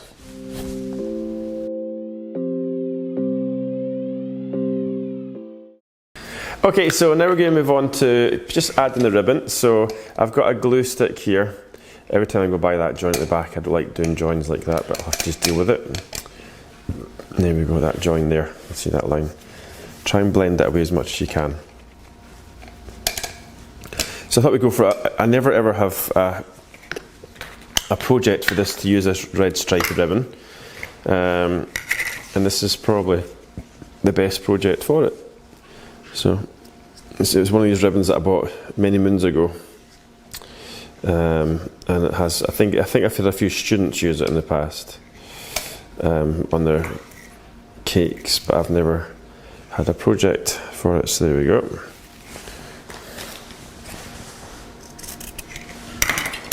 Okay, and a little bit of glue on the back.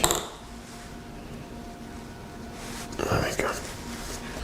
Okay, so just stretch that on there, so that looks good.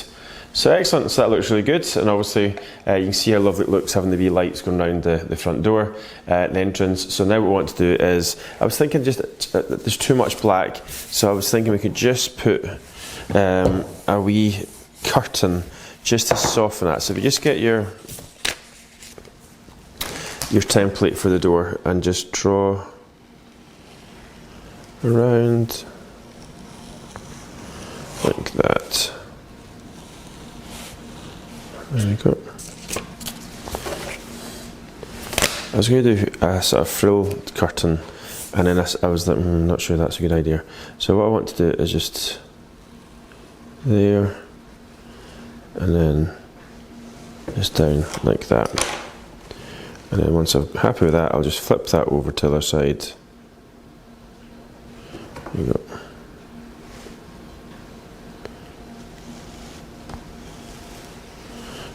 And then just down. Yep.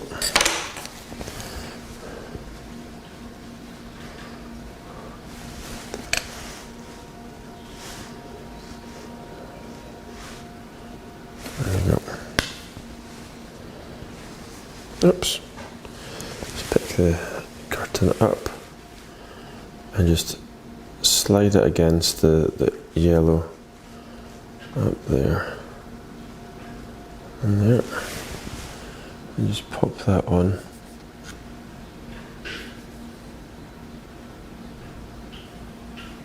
There we go. That other side, I think, stretched a little bit, so this might have to get trimmed. Yeah, at the top. Oh, actually, that looks alright, doesn't it?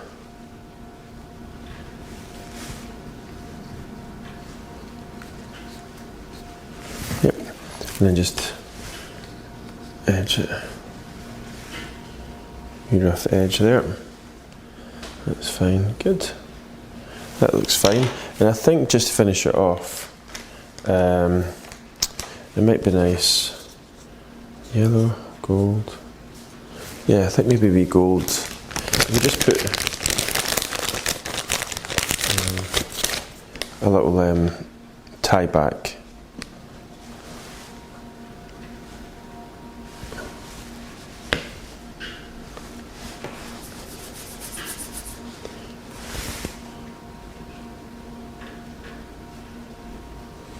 On there.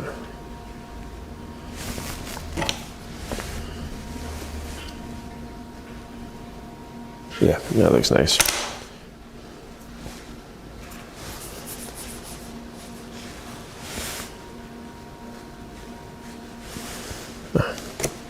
Sticky, sticky.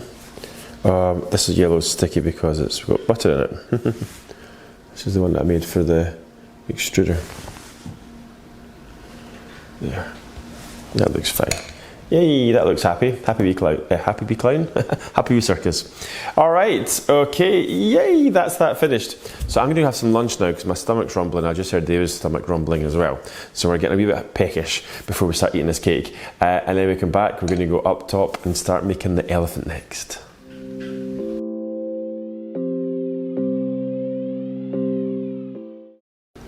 Okay, so now we're going to move on to making the elephant. So what I've got here is a selection of styrofoam polystyrene balls, all different sizes. So I've picked the biggest one for obviously the elephant, make him the biggest, and it'll get a wee bit smaller as they go up. So size-wise, I'm not good at getting the size for these, but so 5 centimeters in diameter. So I've got my picture.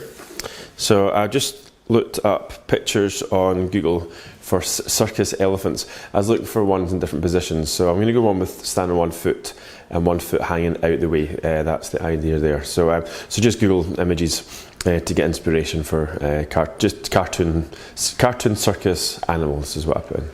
All right. Okay. So what we need to do is, first of all, let's get this ball iced, which is not going to be easy. I'm using modelling paste, which also will make it more difficult because it's not as stretchy. So sometimes using the softer, cheaper paste is actually easier to ice these balls. So it might be a bit of a tricky one, but we'll give it a shot. I may have to resort to getting some cheap paste to ice just the ball part.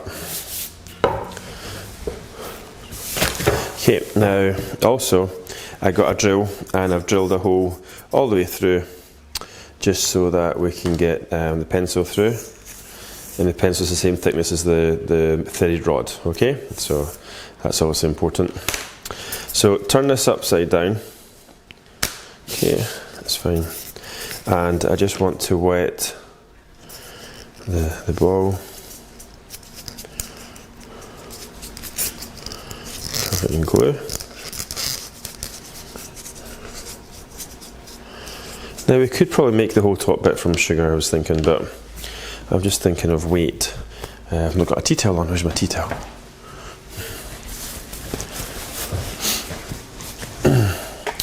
So what we're going to do is just wrap this over, almost like a cake. Okay, so down there. So we're going to end up with some pleats. So I think we'll just blend them away. Yep.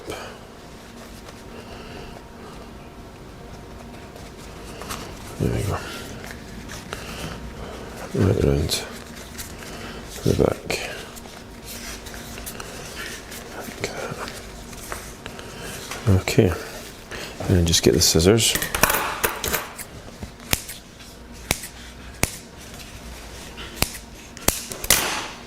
And then just round. Because it's modelling paste, I'm not going to be able to squidge it a bit around. Get these joins as close as you can, and then just cut away.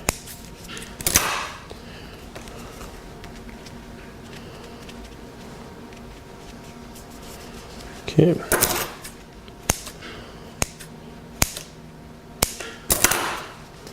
And then just try and blend them away.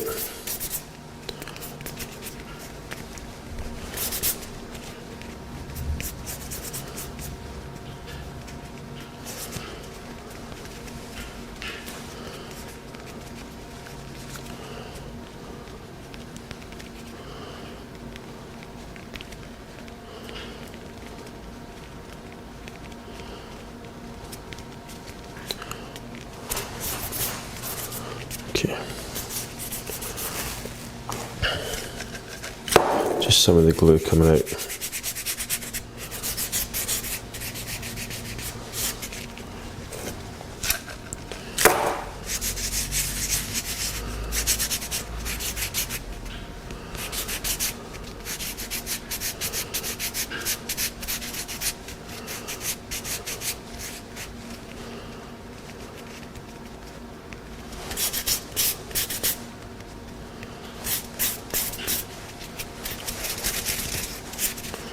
There we go. Okay, so it's a wee bit tricky, but I think it's worth it for the weight. There we go. Now, the big thing is trying to find the holes. Okay, so just have a wee feel around. I found it there. Okay, so just all the way up. Like that. Okay, so that's good. So there's a wee joins there, but by the time we've got all the body parts on, it's not really going to be that noticeable. Okay, that's fine. So there we go. So that's good. And then what we want to do is we just want to put the leg on first, obviously. So if we just get some of our paste.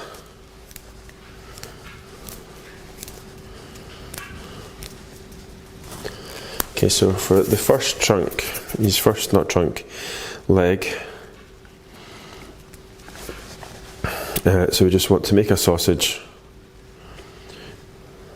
and then just cut top and bottom. So that's about 3 centimetres, and it's about just over a centimetre in thickness, and then I'm just going to cut into the middle.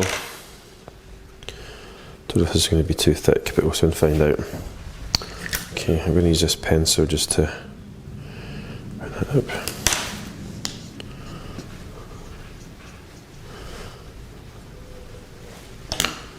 And then we just go over to the threaded rod and we just place that on, like so. Right, so now that I've got that on, again just trying to smooth away, and what I'm going to do is just try and stretch the leg up a little bit, just so it's slightly tapering.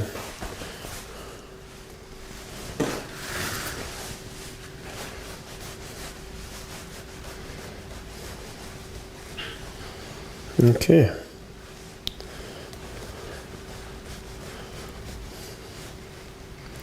There. That looks good. Now what we'll do is we'll add three nails or 4 nails or 5 nails, I don't know. We'll add little nails at the end, so all we just need is that piece on, like so. And then we just get some glue. Okay, boom. So unfortunately, I'm going to be polystyrene everywhere because it's going to go through this. Oh no, it's not so bad. And then that goes on there like that. There's the front there. So that's the side that we can't really see any of the joins. And I'm just going to press down on there like so. And squidge that in. Alright. About there. Right, and I just press up. Secure that one. Okay, so the next trunk is, I keep saying trunk, it's because I'm thinking elephant, like a trunk, no, what with trunk legs? I don't know. Fat legs? Can't remember. Anyway. Legs like tree trunks. Oh, legs like tree trunks, that's what it is. Right, so, now, if I look at that picture that I had up there, so he's got his wee leg kind of coming out there. Just check the thickness, that looks about the same. Okay. And then just going to cut the end, keep it quite. I'm just trying to see if they'd how the nails were on those little ones. Again, they've just put little white ones on, which is what I was thinking of doing. Okay, so we want one leg there, so just get a little bit of glue. And by the magic of David, he's going to stretch over to the brown box next to the filming light. There's a wee box of cocktail sticks just behind him there. The filming lights, just the photography ones. Just there's a brown box there. There's your cocktail sticks in there. No? Spaghetti will do.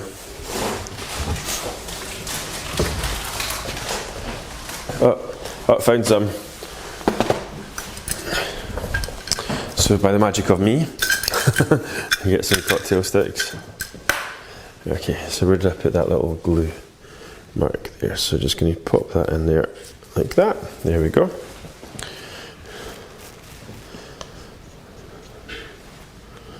A wee bit of glue on there as well, just to make sure. Where's that bit of kitchen logo that I had? There it's there. Okay, and give that a wee dab. Okay, now we're just going to taper it a little bit. And then we should be able to just pop that in there. Like so.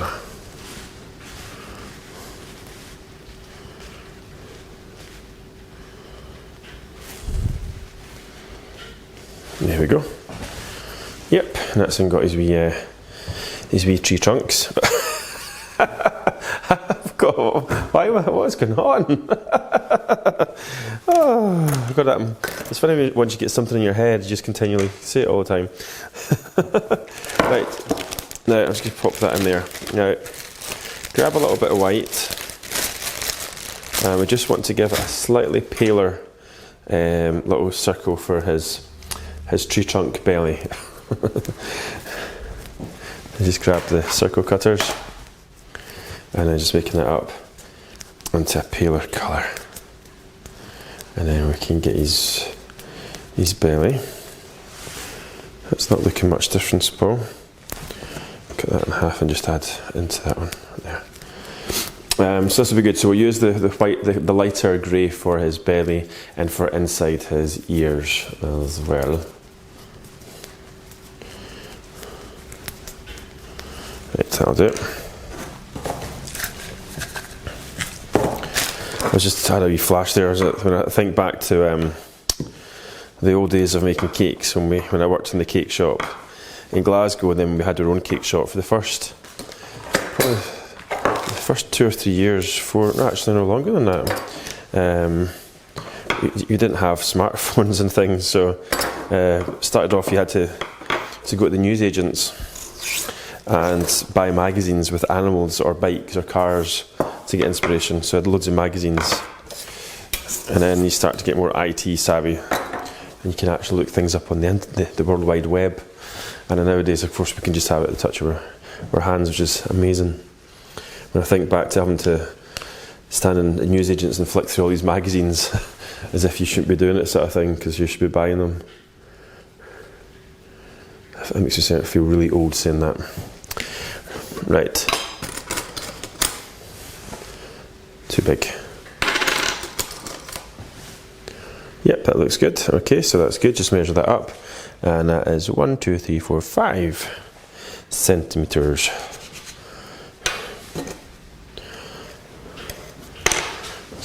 And just place that on. Oh, what was that? Place that on there. Oh yeah, so that's just a nice shade. Just a little bit lighter. And just try and blend that in a little bit. Good. Nice. Okay, so then I want to make his little arms. Okay, these little arm trunks. I don't think we need cocktail sticks for these. I think we can just put them on. So one there. And one there. So Sarancino, you've got to say it with an Italian accent. Sarancino that I'm using for the modelling paste. Forgot to mention that. Okay, Sarancino. Everyone says it differently. That's how I say it. Okay. Okay, so it's good. Okay, it's looking cute. It's nice to actually finally see a wee model. Come on, I feel like I've been making this cake for days, but it's just that we had to stop filming because we were a special guest all the way from Taiwan with us, so we're entertaining for the last couple of days. Okay, that's too long, so a wee bit smaller. And today, she goes home today, but her flight's not till 5. She arrived on Tuesday. So today Mum and Dad are doing some sightseeing with her, which is really nice. Taking her to South Queen's Ferry and different places. So I'm just going to press down to make it more flat in the end there. Okay, so it's a bit too rounded. I don't want to cut any more off because I think I've cut enough off. Okay, so around there, make sure you get rid of your fingerprints. Alright, let's see if these just stick on. Maybe a bit of spaghetti.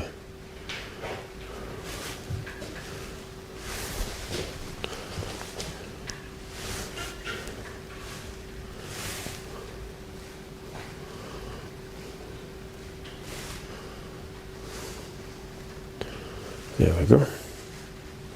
And they're sticking on just nice. Okay, so once we've got them on, I think what we can do is just put the nails on.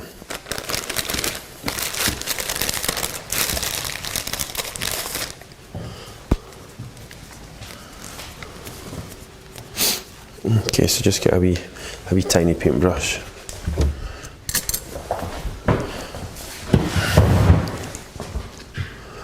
Just so it starts to look more like an effluent. You just stretch the slide down a bit. I didn't realise it was actually not quite touching the top. It's actually floating above the tent. So we just want to put a wee lines there, and then some there. And then my brain has switched off. I'm trying to see how to put any on the, as if these are actually arms. They're actually all legs. So just a wee sausage. Oops. There we are. Okay.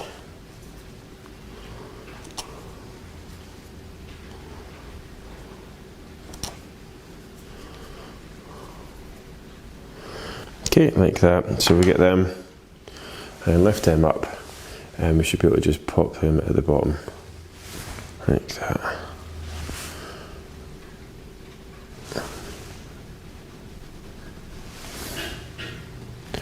Now, I'm thinking, is it 3? Yeah, most people just put 3. I don't know if that's actually how many nails they have, or if it's just cartoon wise. And just flatten up there so it just sits like that, okay? And then we just want to do the same in the rest of the body parts. So it's quite nice, this. It's kind of takes the pressure off doing these little models because they're quite simple. Because the cake is taking quite a long time to make, so we don't want to make the animals too detailed. Press against. Yeah, so that's starting to make you think of a wee elephant. What else was I going to say there? Yeah, when you Google circus, cartoon circus animals, it comes up with a lot of tons and tons of pages of cartoon little animals, so it's nice and easy as well. Okay, and then just press down a wee bit, and then just flatten the bottom. There we go. There. So now what we've got to think about is the head. So do we make the head from polystyrene? The same thing again. Now, did I mention that I drilled a hole in the? Yeah, I did. So I've just got a wee drill bit. It goes through the polystyrene to make the hole. Now I'm just trying to work out, should we use a polystyrene head, or do we just make it from sugar paste? Try to work out. What does David think? I think your nails are the wrong way round.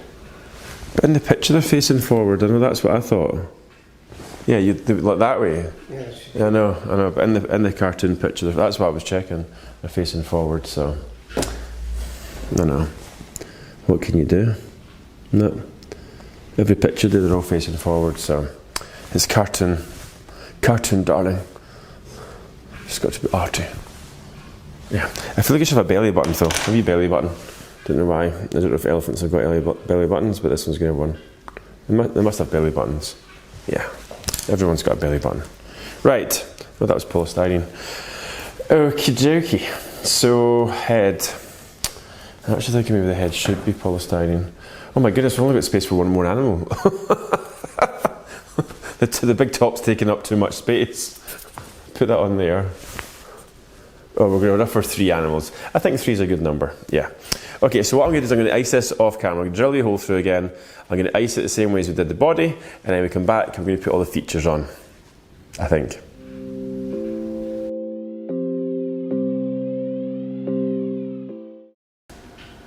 Okay, so you can see here we've got his head on, so that's good. So next stage is probably the nose. We'll put the nose on. I can actually see trunk now, can't I? Because it's the real deal. So first of all, while I'm softening up, we want to put some glue right at the front here. There we go. Okay, and then get there. So. Okay. The ball. I've actually got my own little circus animals outside in the garden there. Ben and Paco, and they've just had their dinner, so they're full of energy. So they're proper toy fighting at the moment. You got that? Poor Ben, the old one. He puts up with so much from Paco. Okay, so roll a sausage. A tapered sausage, and then just to see the size, just looking at the thickness, obviously it's too long, so we need to just decide, so I'm going to I want it about that size there. Okay, so just bring that down. Okay, and then just roll down. Okay, and obviously we're trying to get a bit of a trunk like this, so I'm going to cut there. And what I'm going to do is just pinch this open so I can sort of smooth it onto the head.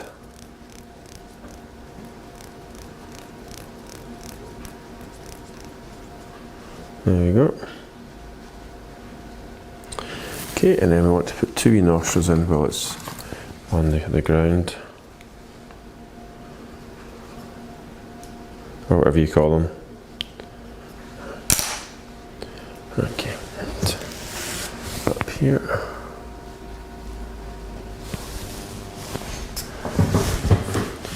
It's probably better going sideways actually. What we want to do is just try, I'm going to get a wee bit of water.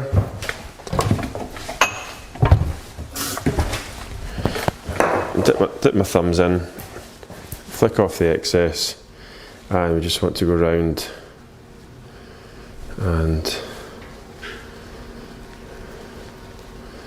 just try and squidge the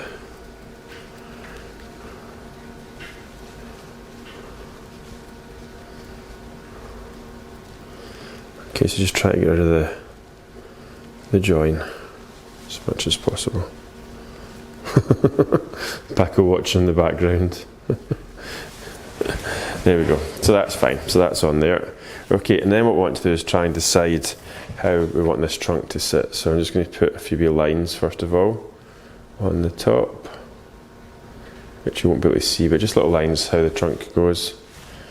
And I think we kind of want this trunk to go, I think something like that. Yeah, that looks good. Now underneath, I think you'll be able to see this, we're going to make a little mouth, a wee smile. So just put the knife in, and I'm going round there, that's it. And then just try and pull that down a wee bit.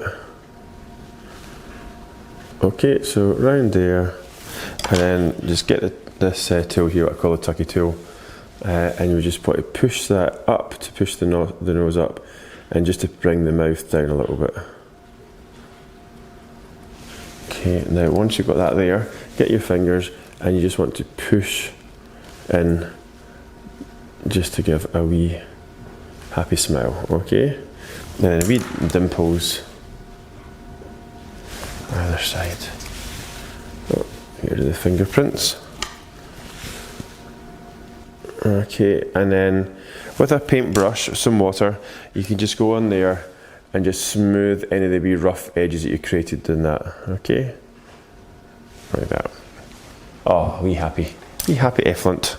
Okay, so then what I want to do is put some glue either side for his beautiful big ears. Okay, so for the ears, we want to get the, what's happened to the pale colour I had? Oh, I must have used it. I've scrunched it into the mix. Never mind. Do we need it? Can we get a bit of white? I can't believe I got rid of that.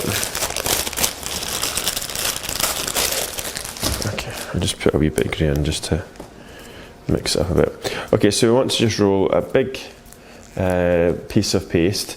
Then all we do is get the circle cutter, cut 2 semicircles, and that's just got the ears. Okay, so let's just get the paste here. I say that like it's just obvious. Okay, so paste, roll it down.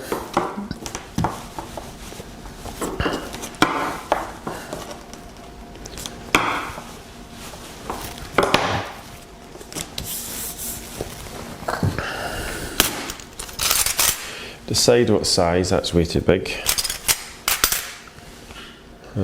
Still too big.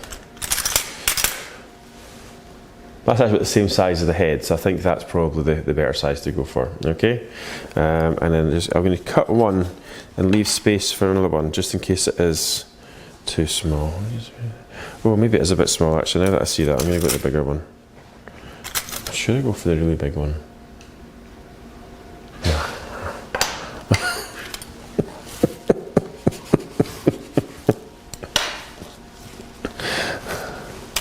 There we go, okay. Sorry, the dogs are just being really naughty outside, just playing, but there's still snow outside, so when we started filming this tutorial, it was completely white outside, and now it's the end of the week, the snow's almost gone.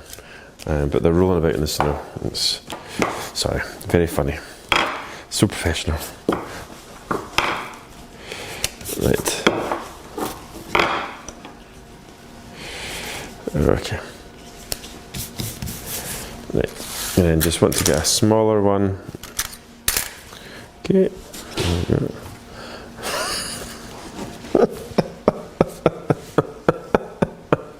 There's snow flying, it's like ice now. It's like somebody's just thrown a slush puppy at the window. Oh dear, right.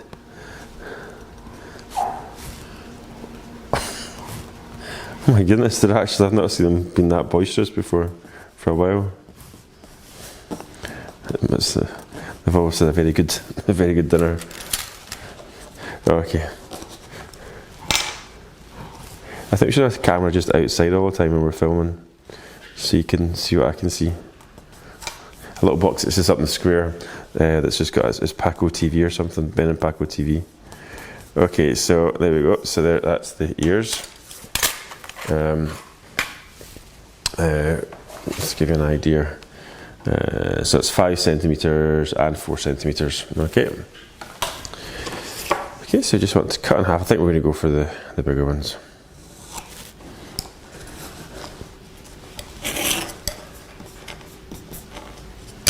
Okay, so like that, you kind of want to just fold it over, but we'll do that once we get it on to his head. Okay, so just pop that on there, and just bring that down, and then we just down like that.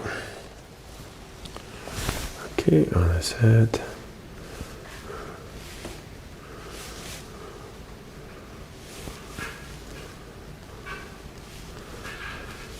A wee bit too sad there, so I just opened the. Definitely got a Dumbo feel about it there. I just want to be happy elephant. There we go. Yeah. There we go. Yep, that's good.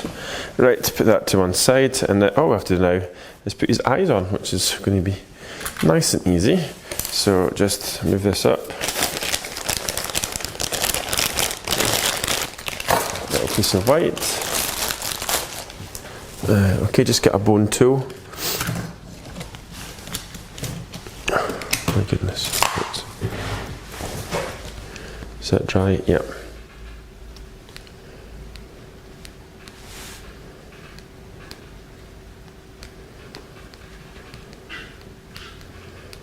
Okay, a wee bit of glue.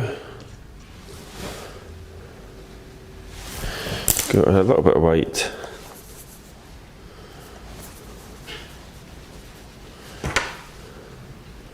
Cut it in half. Okay, and we just want to set the eye in there.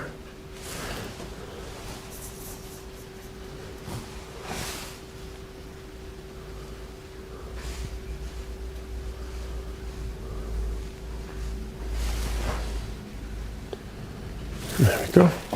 Now,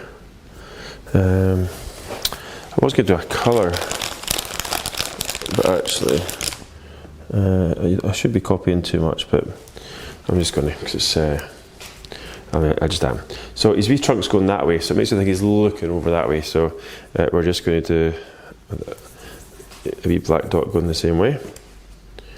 Actually, that's going to be a big black dot, so make sure it's quite small. I had a resemblance of a mouse dropping there. In fact, it really does look like a mouse dropping.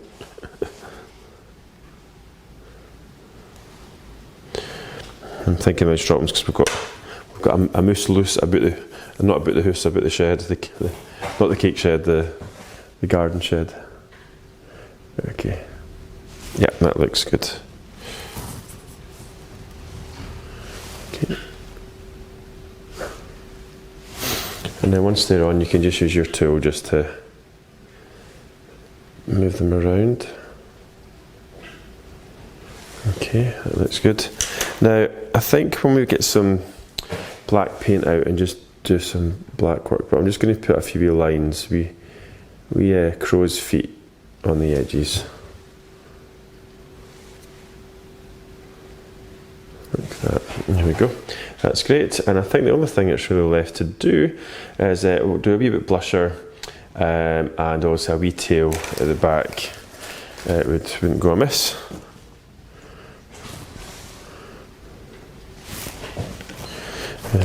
So I'll just use a wee bit of this that's left. And it's really just a wee sausage. And then just lots of wee lines on the end. Like that. I didn't get too long. The pickle on there. There we go. Yeah. Lovely. There we go. So that's the elephant on. Yeah, so definitely some rosy cheeks up there, just to finish his wee face off. And I might just, as I say, I'll get some paints. We'll just do a wee bit of paint work around the eyes and a few wee dots on his on the blacks to make it shiny. Yeah, there we go. So that's elephant finished.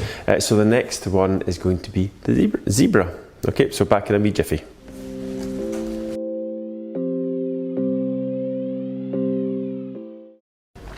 Okay, so I've got the body on for the zebra, and it is a 4 centimetre, sorry, ball covered in white sugar paste or modelling paste, and that's just been plopped on. And now we want to make the legs, the back legs. So we want to do it like almost like how you would do a dog. So I've got some modelling paste. So if you roll like a bone in the middle here, like that, stretch it out, and you see here that kind of gives us the sort of a chicken leg type thing.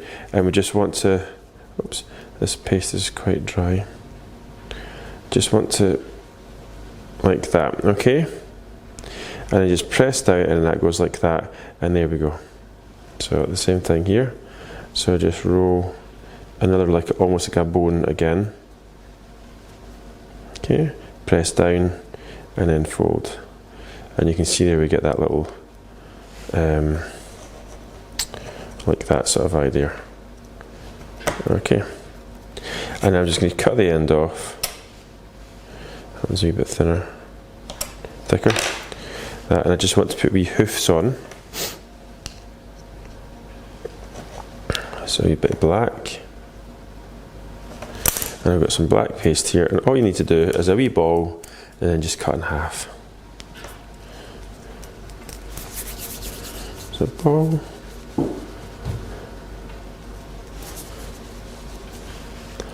My goodness, my skin's very dry tonight. Okay, and I just want to lift that up and just place that on the end.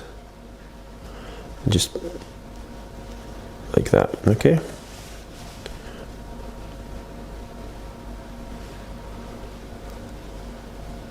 Good. Okay, now we now want to put these on here. Now, we'll just see how it looks going on.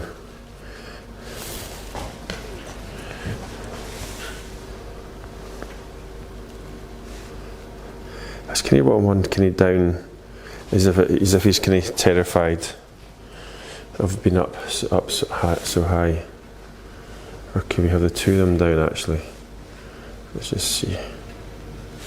Almost over the elephant. Yeah, that looks quite cute like that. Yeah, that looks good.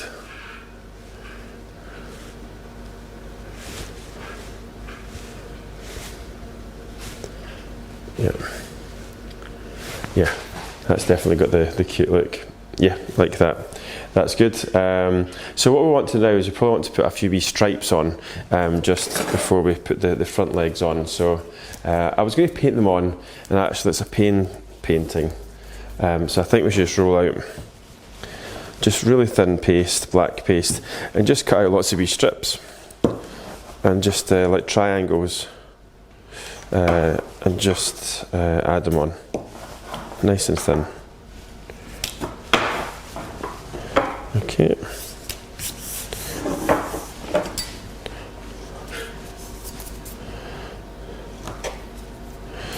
So I'm going to cut this in half. Oh no, what are we doing?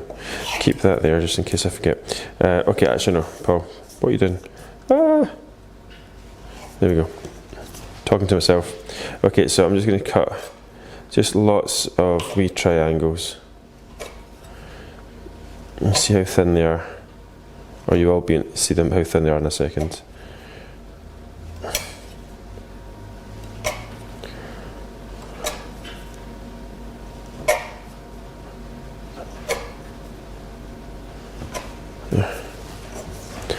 Okay, so you can see they've got a nice wee selection, and then we just want to get the paintbrush, pick up a bit of black, and then just add like little strips of black.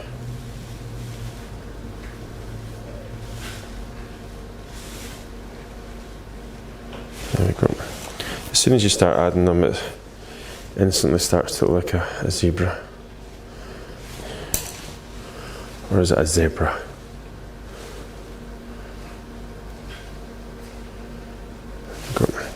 So I think a third one is on there.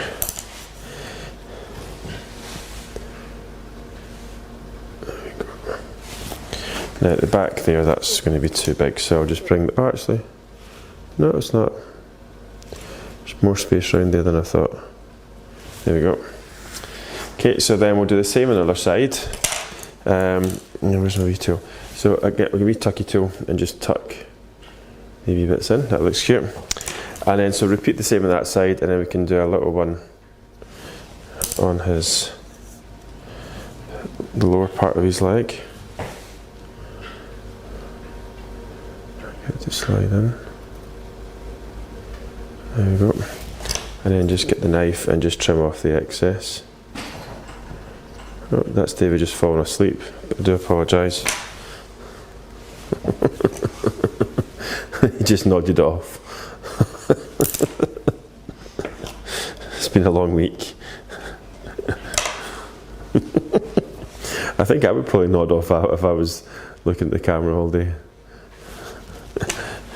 I don't think he actually nodded off, by the way. I'm just saying that.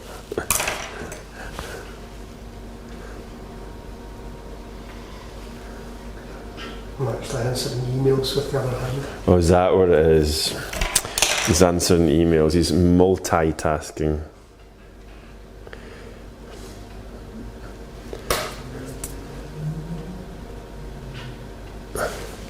Okay, a wee bit of black there, not looking good. Okay. Yeah, that looks cute. So repeat the same there. And then I think what we need to do is do some, obviously some zipes. There we go, the new word. Some stripes, zebra stripes. So I'm doing slightly thicker ones for there, and you can see here just doing thicker ones, and then just taper them off at either side, like that. Okay, pick that up if you can. It's my skin's just really dry. Okay, and then just around there, pick that up, and we just place a few on like that. I'm actually going to try and make this thinner, so I'm just going to just go from the bottom like that. Yeah, that's actually probably better.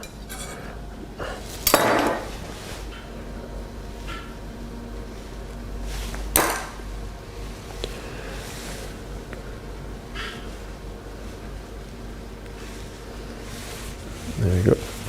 It's fine, and then a smaller one again.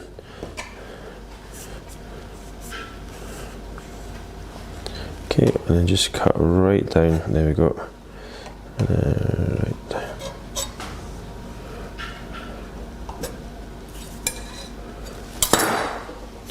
Did I put glue on? No.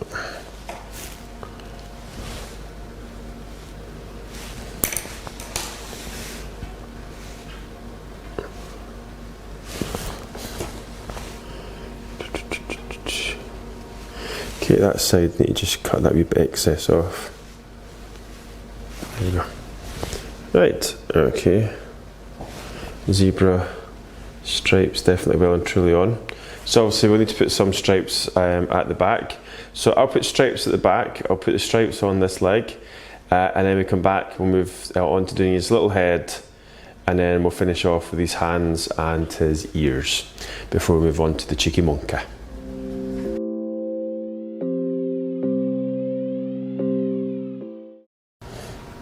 Okay, that's us now got the head on. So the same size body and head. Okay, so this the same size ball.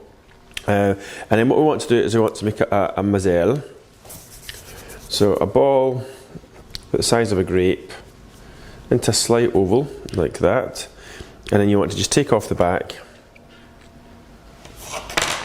just like a wee teddy bear's muzzle, and then slightly shape it like a sort of triangle shape. And then we want to just pop that on. Okay.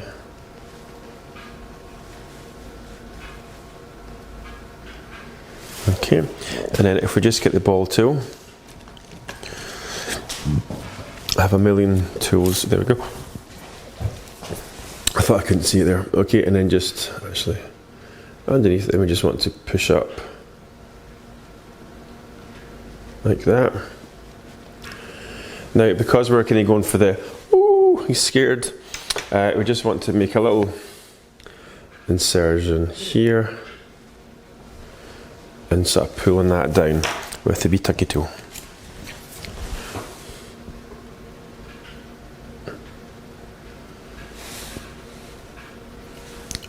Oh, he's terrified. There we go. Perfect. Yeah. It's big nostrils. There we go. That looks good. Okay, so now what we want to do is we want to add more stripes.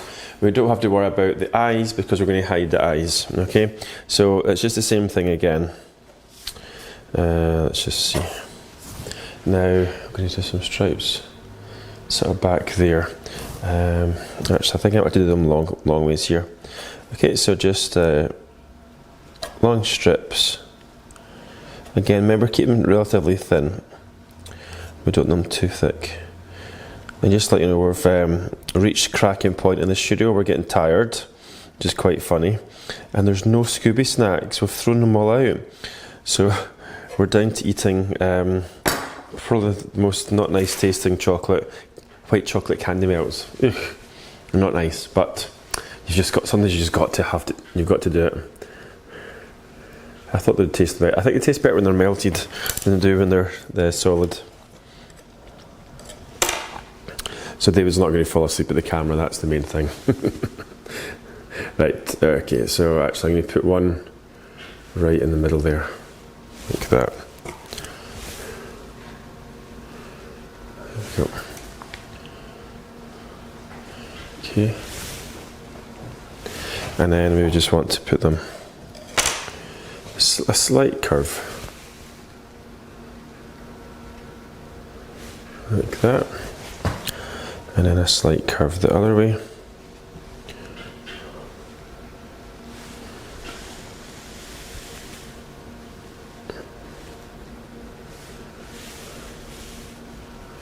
Okay.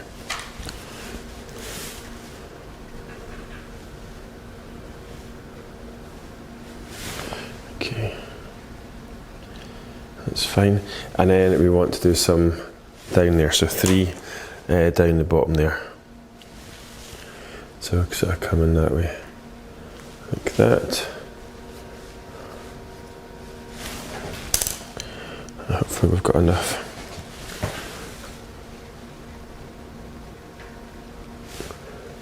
We've got. It's amazing, just it's 2 balls of sugar paste really, and it's amazing how adding black, white and a bit of grey it looks like a zebra, albeit a cartoon one.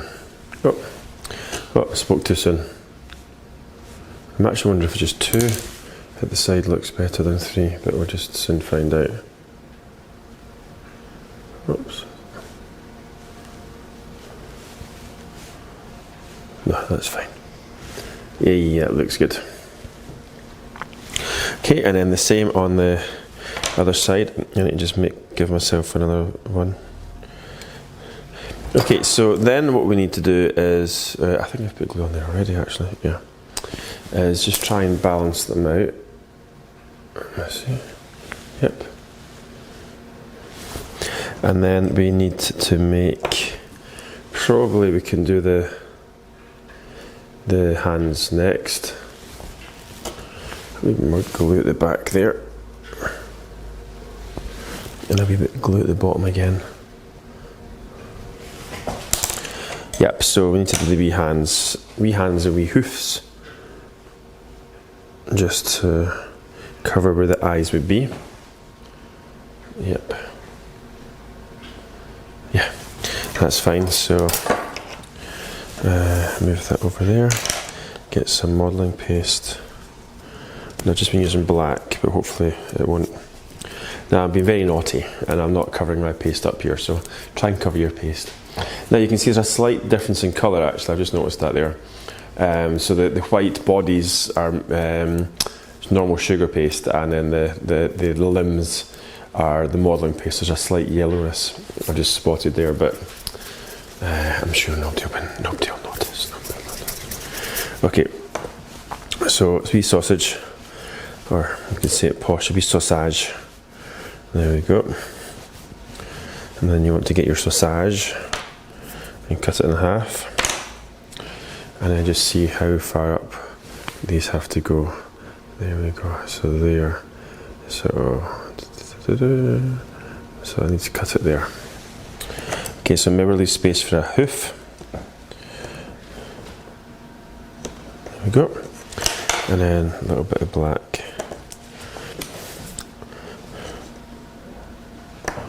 There you go. Oops.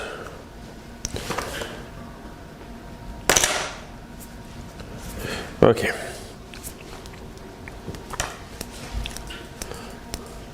Oh, the boys are. It's getting dark outside, and I feel bad. There's snow outside, and they're outside. They're actually cuddled up now in a wee bundle on top of the snow. Best friends. Okay. Again, so press on, and then like that, and press on like that. Beautiful. Alright, so let's get some glue up here. So some glue on his wee shoulders, and then glue where his hoofs are going to touch his eyes. There we go. Now we've got to think how we're going to place this, so let's just pop it on.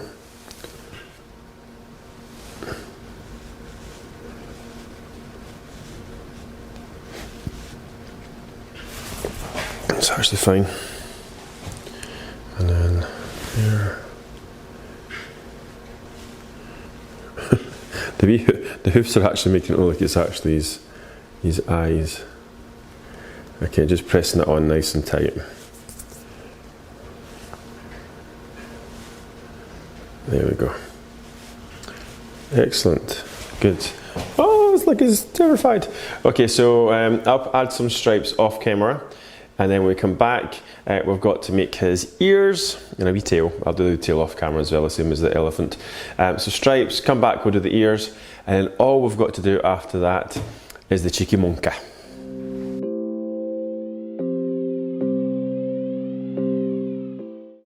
Okay, so time to get his wee ears on. So I've got a little bit of white, and then all we've got to do is get the ears.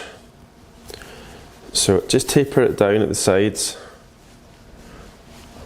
Probably got too much here, but we can cut off once we see if it's how it looks. And then just get the knife and cut in half. So there's the ears there. So yep, that looks not bad actually. Okay, so just bring that down, and then we just want to get a pointy tool and just press it in. And gives beautiful donkey ears, look at that. And then we've got a little bit of pink.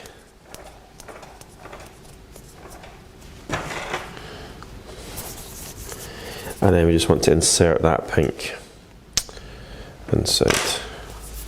So obviously I was saying my donkey, my unicorn, zebra looks nothing like the picture. I was just using the picture as a reference. Okay, they're pretty big, so now that I've squished it, I'm just going to cut a slight angle so when it sits on the head. Okay, and then I should have put the glue on first to make it tacky, but never mind. So there's going right in the wee white patch, there and there.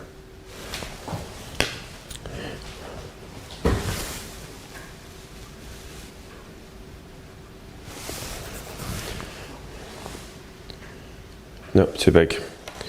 Just make them slightly smaller. Yeah.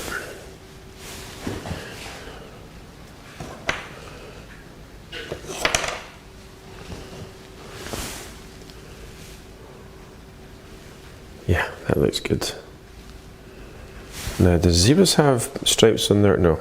And then to finish off, what I do like about that wee one, that wee picture, is his little tufts of hair between his ears.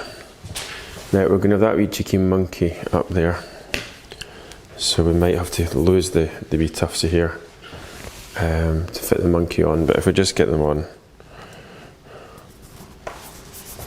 we can always re-change it.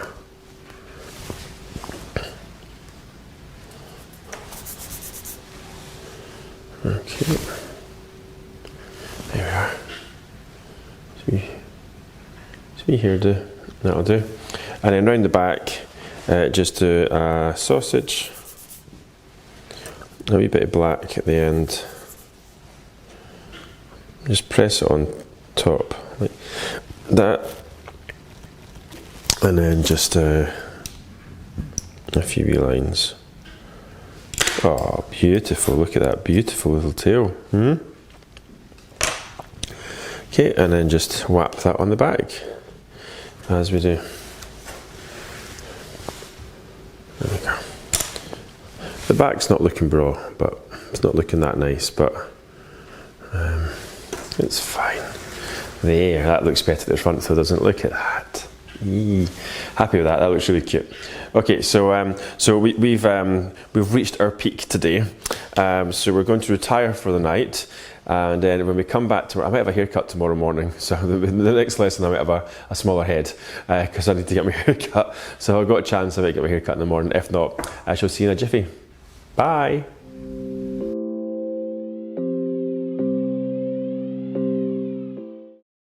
Well, welcome back. As you can see here, not been to the hairdressers because it's been a busy morning doing other things. So here we are, back again. So the snow is almost away, it's still in the garden.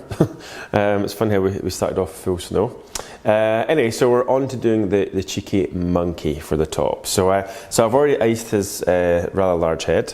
I've just got it like a little golf tee there at the side. So this is the same size as the zebras and the elephant's head. Okay, so for the monkey we don't have to worry about polystyrene really for any of it, but I just thought we'd make the head polystyrene so it keeps the same rhythm with the balls, but we're going to make the body a little bit different, so we're just going to make it from sugar paste and mould it on. So I've got some this is actually sugar paste, not modelling paste, and that's purely because that's what's actually lying in the store. Very lazy. Oh, strange white markings on it. Don't know where that came from. Right, so what we want to do is get a cone shape, and we'll start off with the body first of all. Just check the size. I think that might be a wee bit on the big side. Yep, too big. Let me see. Try again. Okay, yeah, that looks about right. Yep. Okay, so that's good. So just press that down.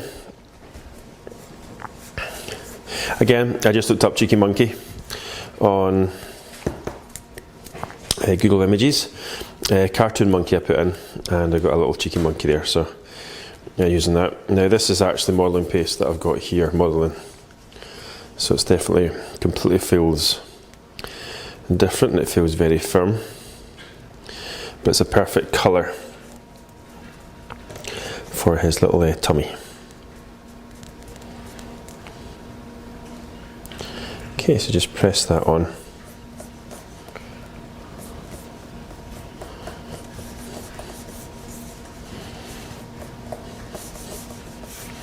There we go. Okay, so what we've got to do now is, of course, we've got to make a hole. Now I'm just going to use a pencil because I know it's the exact same size, but because it's got in the metal rod, so it's not going to be food. It's not going to be eaten anyway.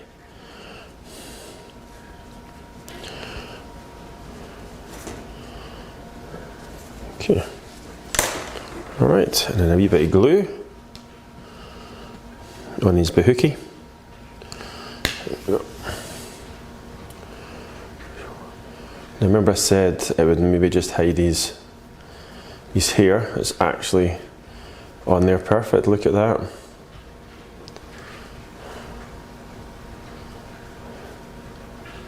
Cool, there we are. So arms and legs next, so we'll do the legs first. So the legs are brown. with like a cream hand, because they're kind of got hands, haven't they? Or their feet and hands are more creamy colour.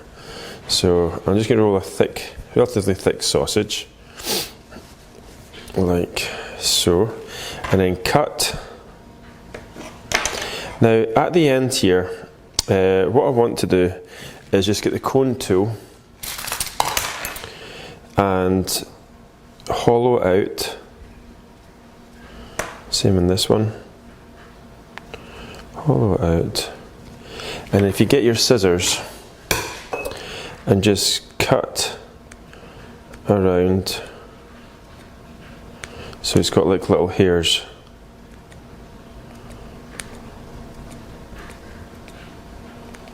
Like that.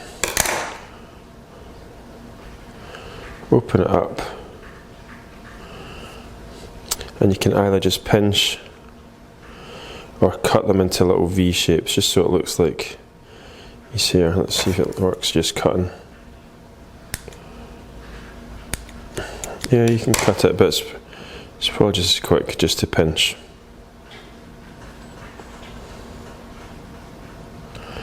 Alright, okay, same in this one.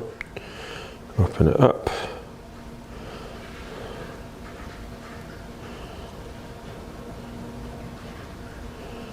Pinch, pinch. Good. Right, and then I just want to make, it's basically just making two hands.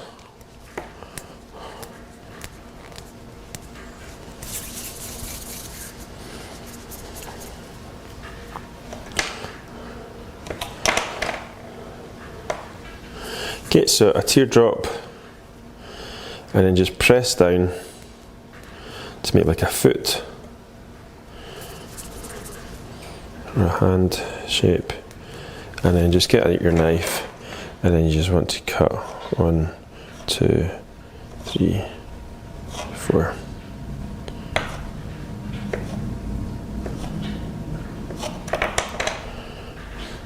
Now, of course, you can shape them, etc., but I'm just going to leave them like that. Okay. Now, you just get your glue. We should put glue in there first before we made them.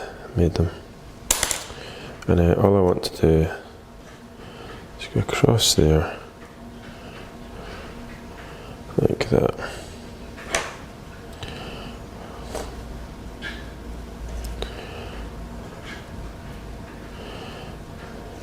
Just bring them down like that. Okay, so there we go. Can you curl them? There we go. And then we just want to go up to Monka. It's getting quite high up, so it's probably going to be quite hard for David to be focusing on this, but hopefully he'll be able to see. Now they're a bit on the long side, so just amputate, make it smaller. Just to whatever you feel. I mean, just to give you a rough idea of length, we're 7 centimeters. Now we could do it so like one is actually sat like that. That actually looks quite cute.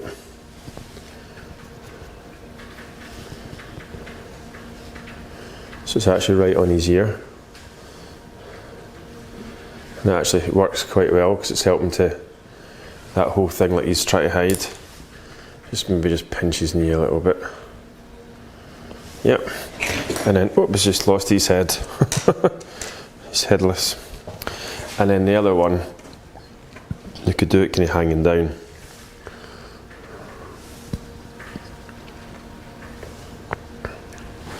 Like that.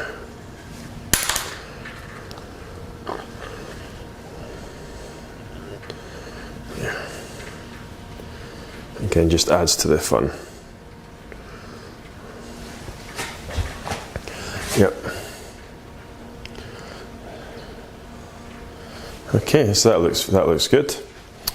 Okay, so now what I want to do is bypass the arms, and we'll move on to doing his head. So if we just bring the ball over, now I've went and put there's the front there. That's fine. So Just going to make it sit on some just so it doesn't move. There we go. Okay, so the wee monkey face that I've pulled up. There we go. Can you see that? It's really cute. Yep. Okay, so you can see he's got like a sort of, it's almost like always like a love heart shape. So what I want to do is just get the paste and roll it out. Then we do where the eyes are first, and then we really just put a muzzle on for the mouth. So roll that down, and then if you get a circle cutter, and look for the size. I think that size looks good. So that's a 3, what's it? Yeah, just over 3 centimeters. So I just want to cut down, like so. Okay, now if you have a love heart cutter, you can do this with a love heart cutter, but you just want to cut the top part away like that, and then just round, use the back of your knife just to round that off a wee bit.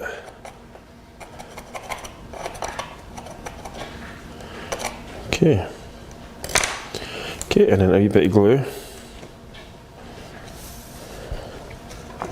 Cut a wee bit off the bottom.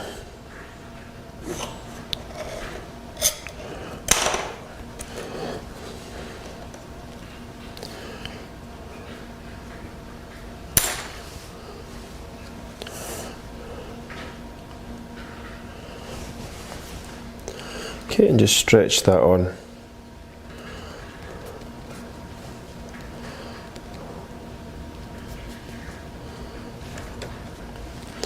And then for the mouth, we just have to make like an ovally sausage with a slight smile, curvy smile. You get smaller, so just pop some glue on there, like a banana, a kind of banana shape.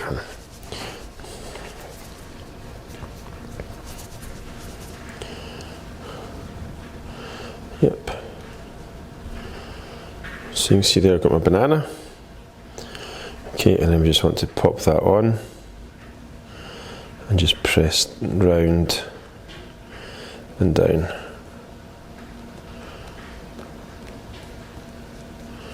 There we go.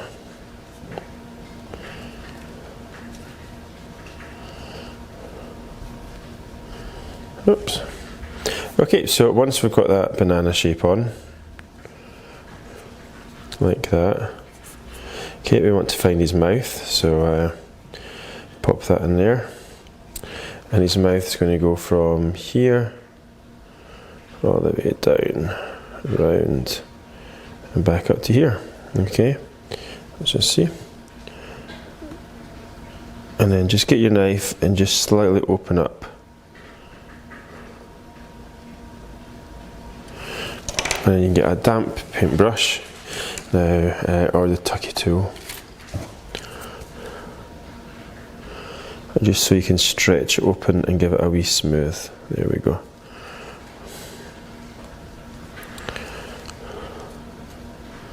Good, maybe wee dimples there. Right, now I think that looks good. So we really want to get this on now because it's moving about like nobody's business. So cocktail stick. Okay, and just pop that in there, and at the top.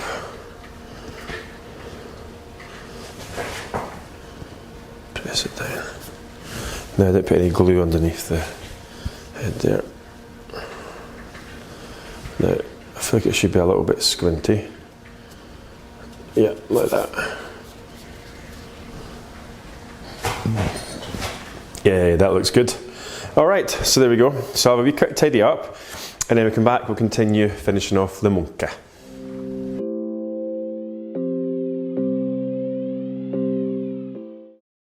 Okay, so as you can see here, I've got the arms made, just because of the same, just slightly thinner. So we've got them made, just left into one side. So what I want to do is get probably the eyes on next. So if you just get the ball tool and just make little bits. So in the picture there, that one, his eyes are way up high. But I want them kind of closer to his muzzle, the muzzle, and then a little bit of white, and then the same as the effluent, just a wee tic tac, a little bow, and then a slight sausagey tic tac, and then drop it on the ground. Remember I say my hands are really dry, that's why that happens. Little bow, tic tac, boom. Okay, and then just get your bone tool and just kind of just squish into place. There we go. Beautiful.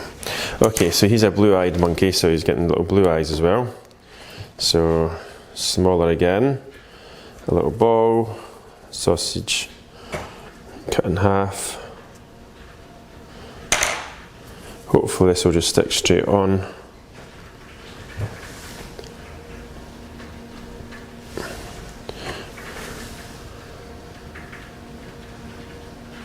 There we go.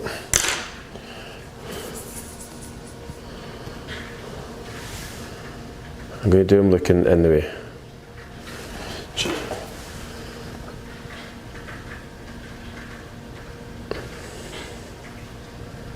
There we go.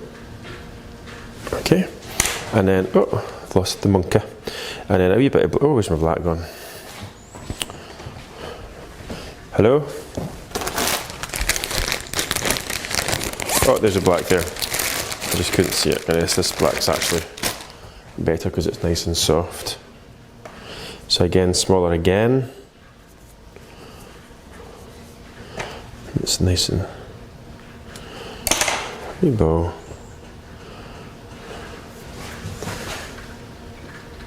There we go.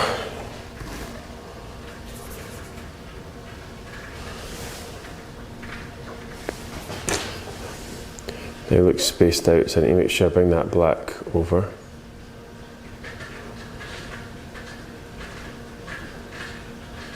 There we go. That looks good. Right, now we've got tiny wee eyebrows up here. Oh, too much glue. A wee bit up there and a wee bit up there. And it is literally just a tiny wee bit. And like that.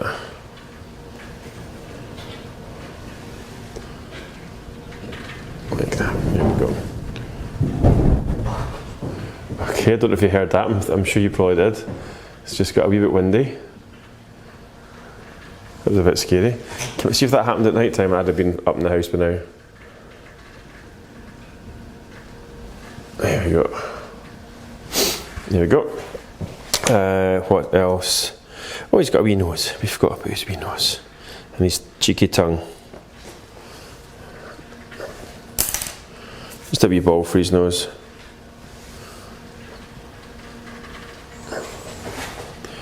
Not that one though. It's got. That's because I was using black there. I might not get away with this. I might have to wash my hands. So I can get this on. But no, there we go. That's good. Please stay. Jolly good. Okay, so let's get his ears on. So a ball. Okay, just a ball. Oh, that's a bit on the small side actually. Bigger ball. It's funny, his ears are skin colour. I always could do them brown with little skin inserts, but I'm just going to go with the picture because my creative head has gone. Okay, so cut it in half. So the same size. Yep.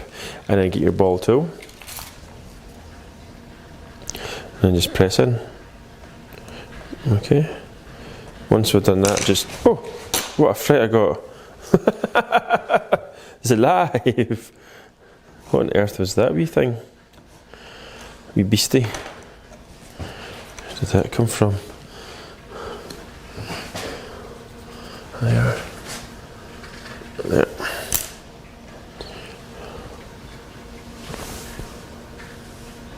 There we go. Oh.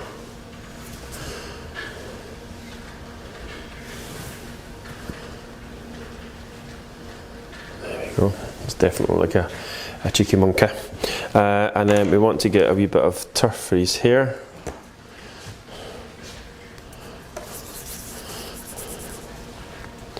Okay, I'm just going to get a cone and then just texture it down.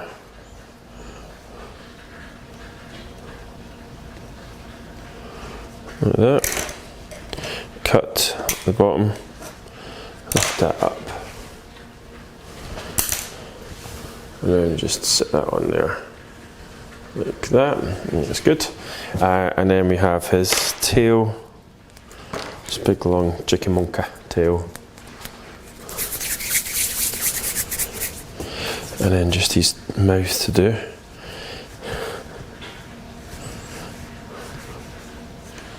Now I'm just going to pop glue on the back. This is quite good because we can maybe get the tail just coming down over the naked part of the. So that looks quite good. I'll bring that down there. Look at that. Yeah, like that.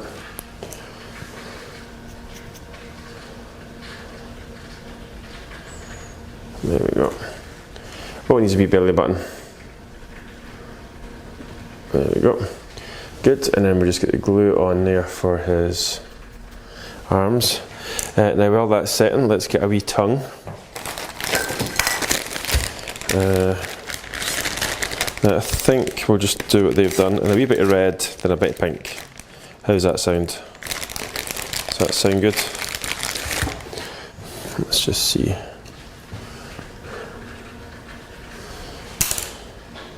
It's just a wee bit, just like a wee rugby ball. Oops. Oh, see my dry hands. Pop that in, get the wee tucky tool, and just kind of squish it in. There we go. Perfect. And then pinky perky. Nice a wee healthy pink turn. Okay. Wee ball into a wee sausage, and then just tucky tool, press down, and a wee line. Well, that wee line doesn't look very good. There we go.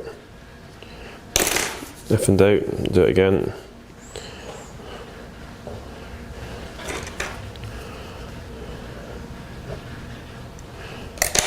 There we go.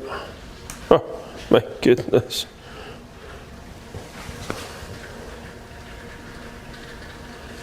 There we go. That's good, that's definitely giving the cheeky monkey. So all we have to do now is pop the arms on. And then we'll have a wee quick tidy up and we'll come back, just finishing touches, and that is just a wee bit of painting on some of the bits. Now, I'm not really sure where I want to put these arms, so let's just see if that should be just like there.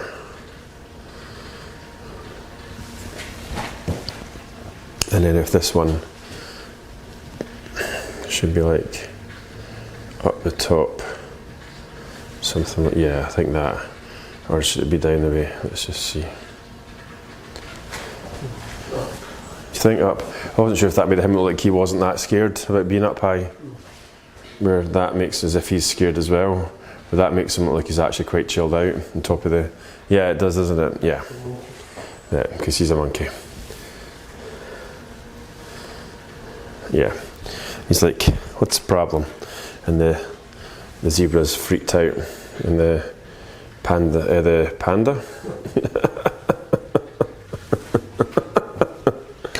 The elephant is just like, doesn't matter. Oh wow, look at that. Is that not the coolest thing? There we go. Right, okay. So I'll have a wee tidy up and come back, a wee bit of dusting, and we'll be finished. Yay!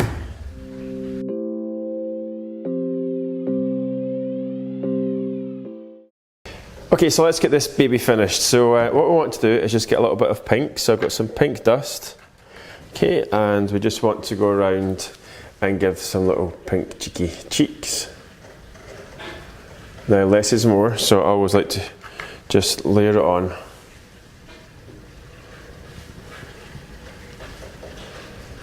There we go, and a wee bit up there, and a wee bit of pink just on the ears as well.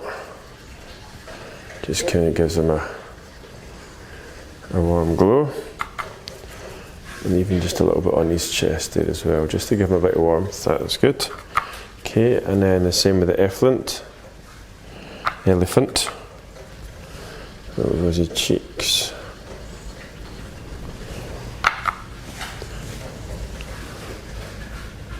Can you get away with elephant skin in the elephant? Yes, you can.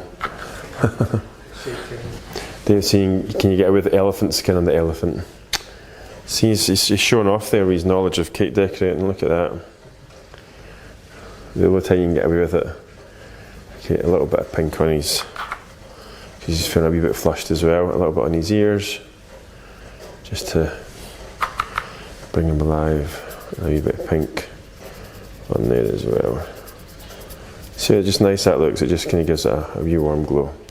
Now, of course, we can't really see much of the zebra, but we could just give him a little bit of pink on his wee nostrils to give the illusion that he's a bit flushed as well. There we go.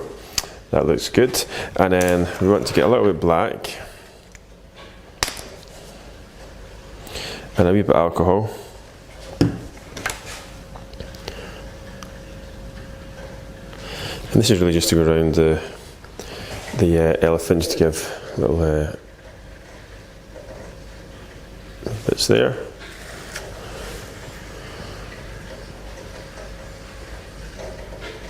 Like that. That's fine. And if you wanted to, you could just do, just to highlight the wee creases.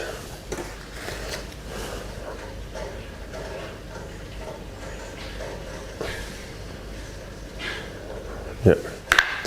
And then the same in the zebra's mouth. You want to just put a little bit of black in there.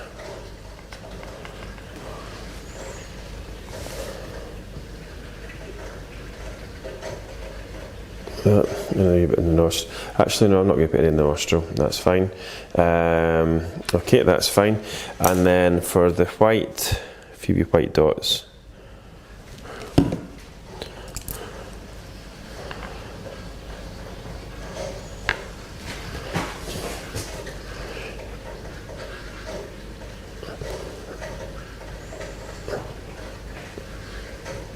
So I'm doing one big one and one wee one. Okay, on the elephant, none there, and definitely on the chickamonka. Try not to touch anything that's wet.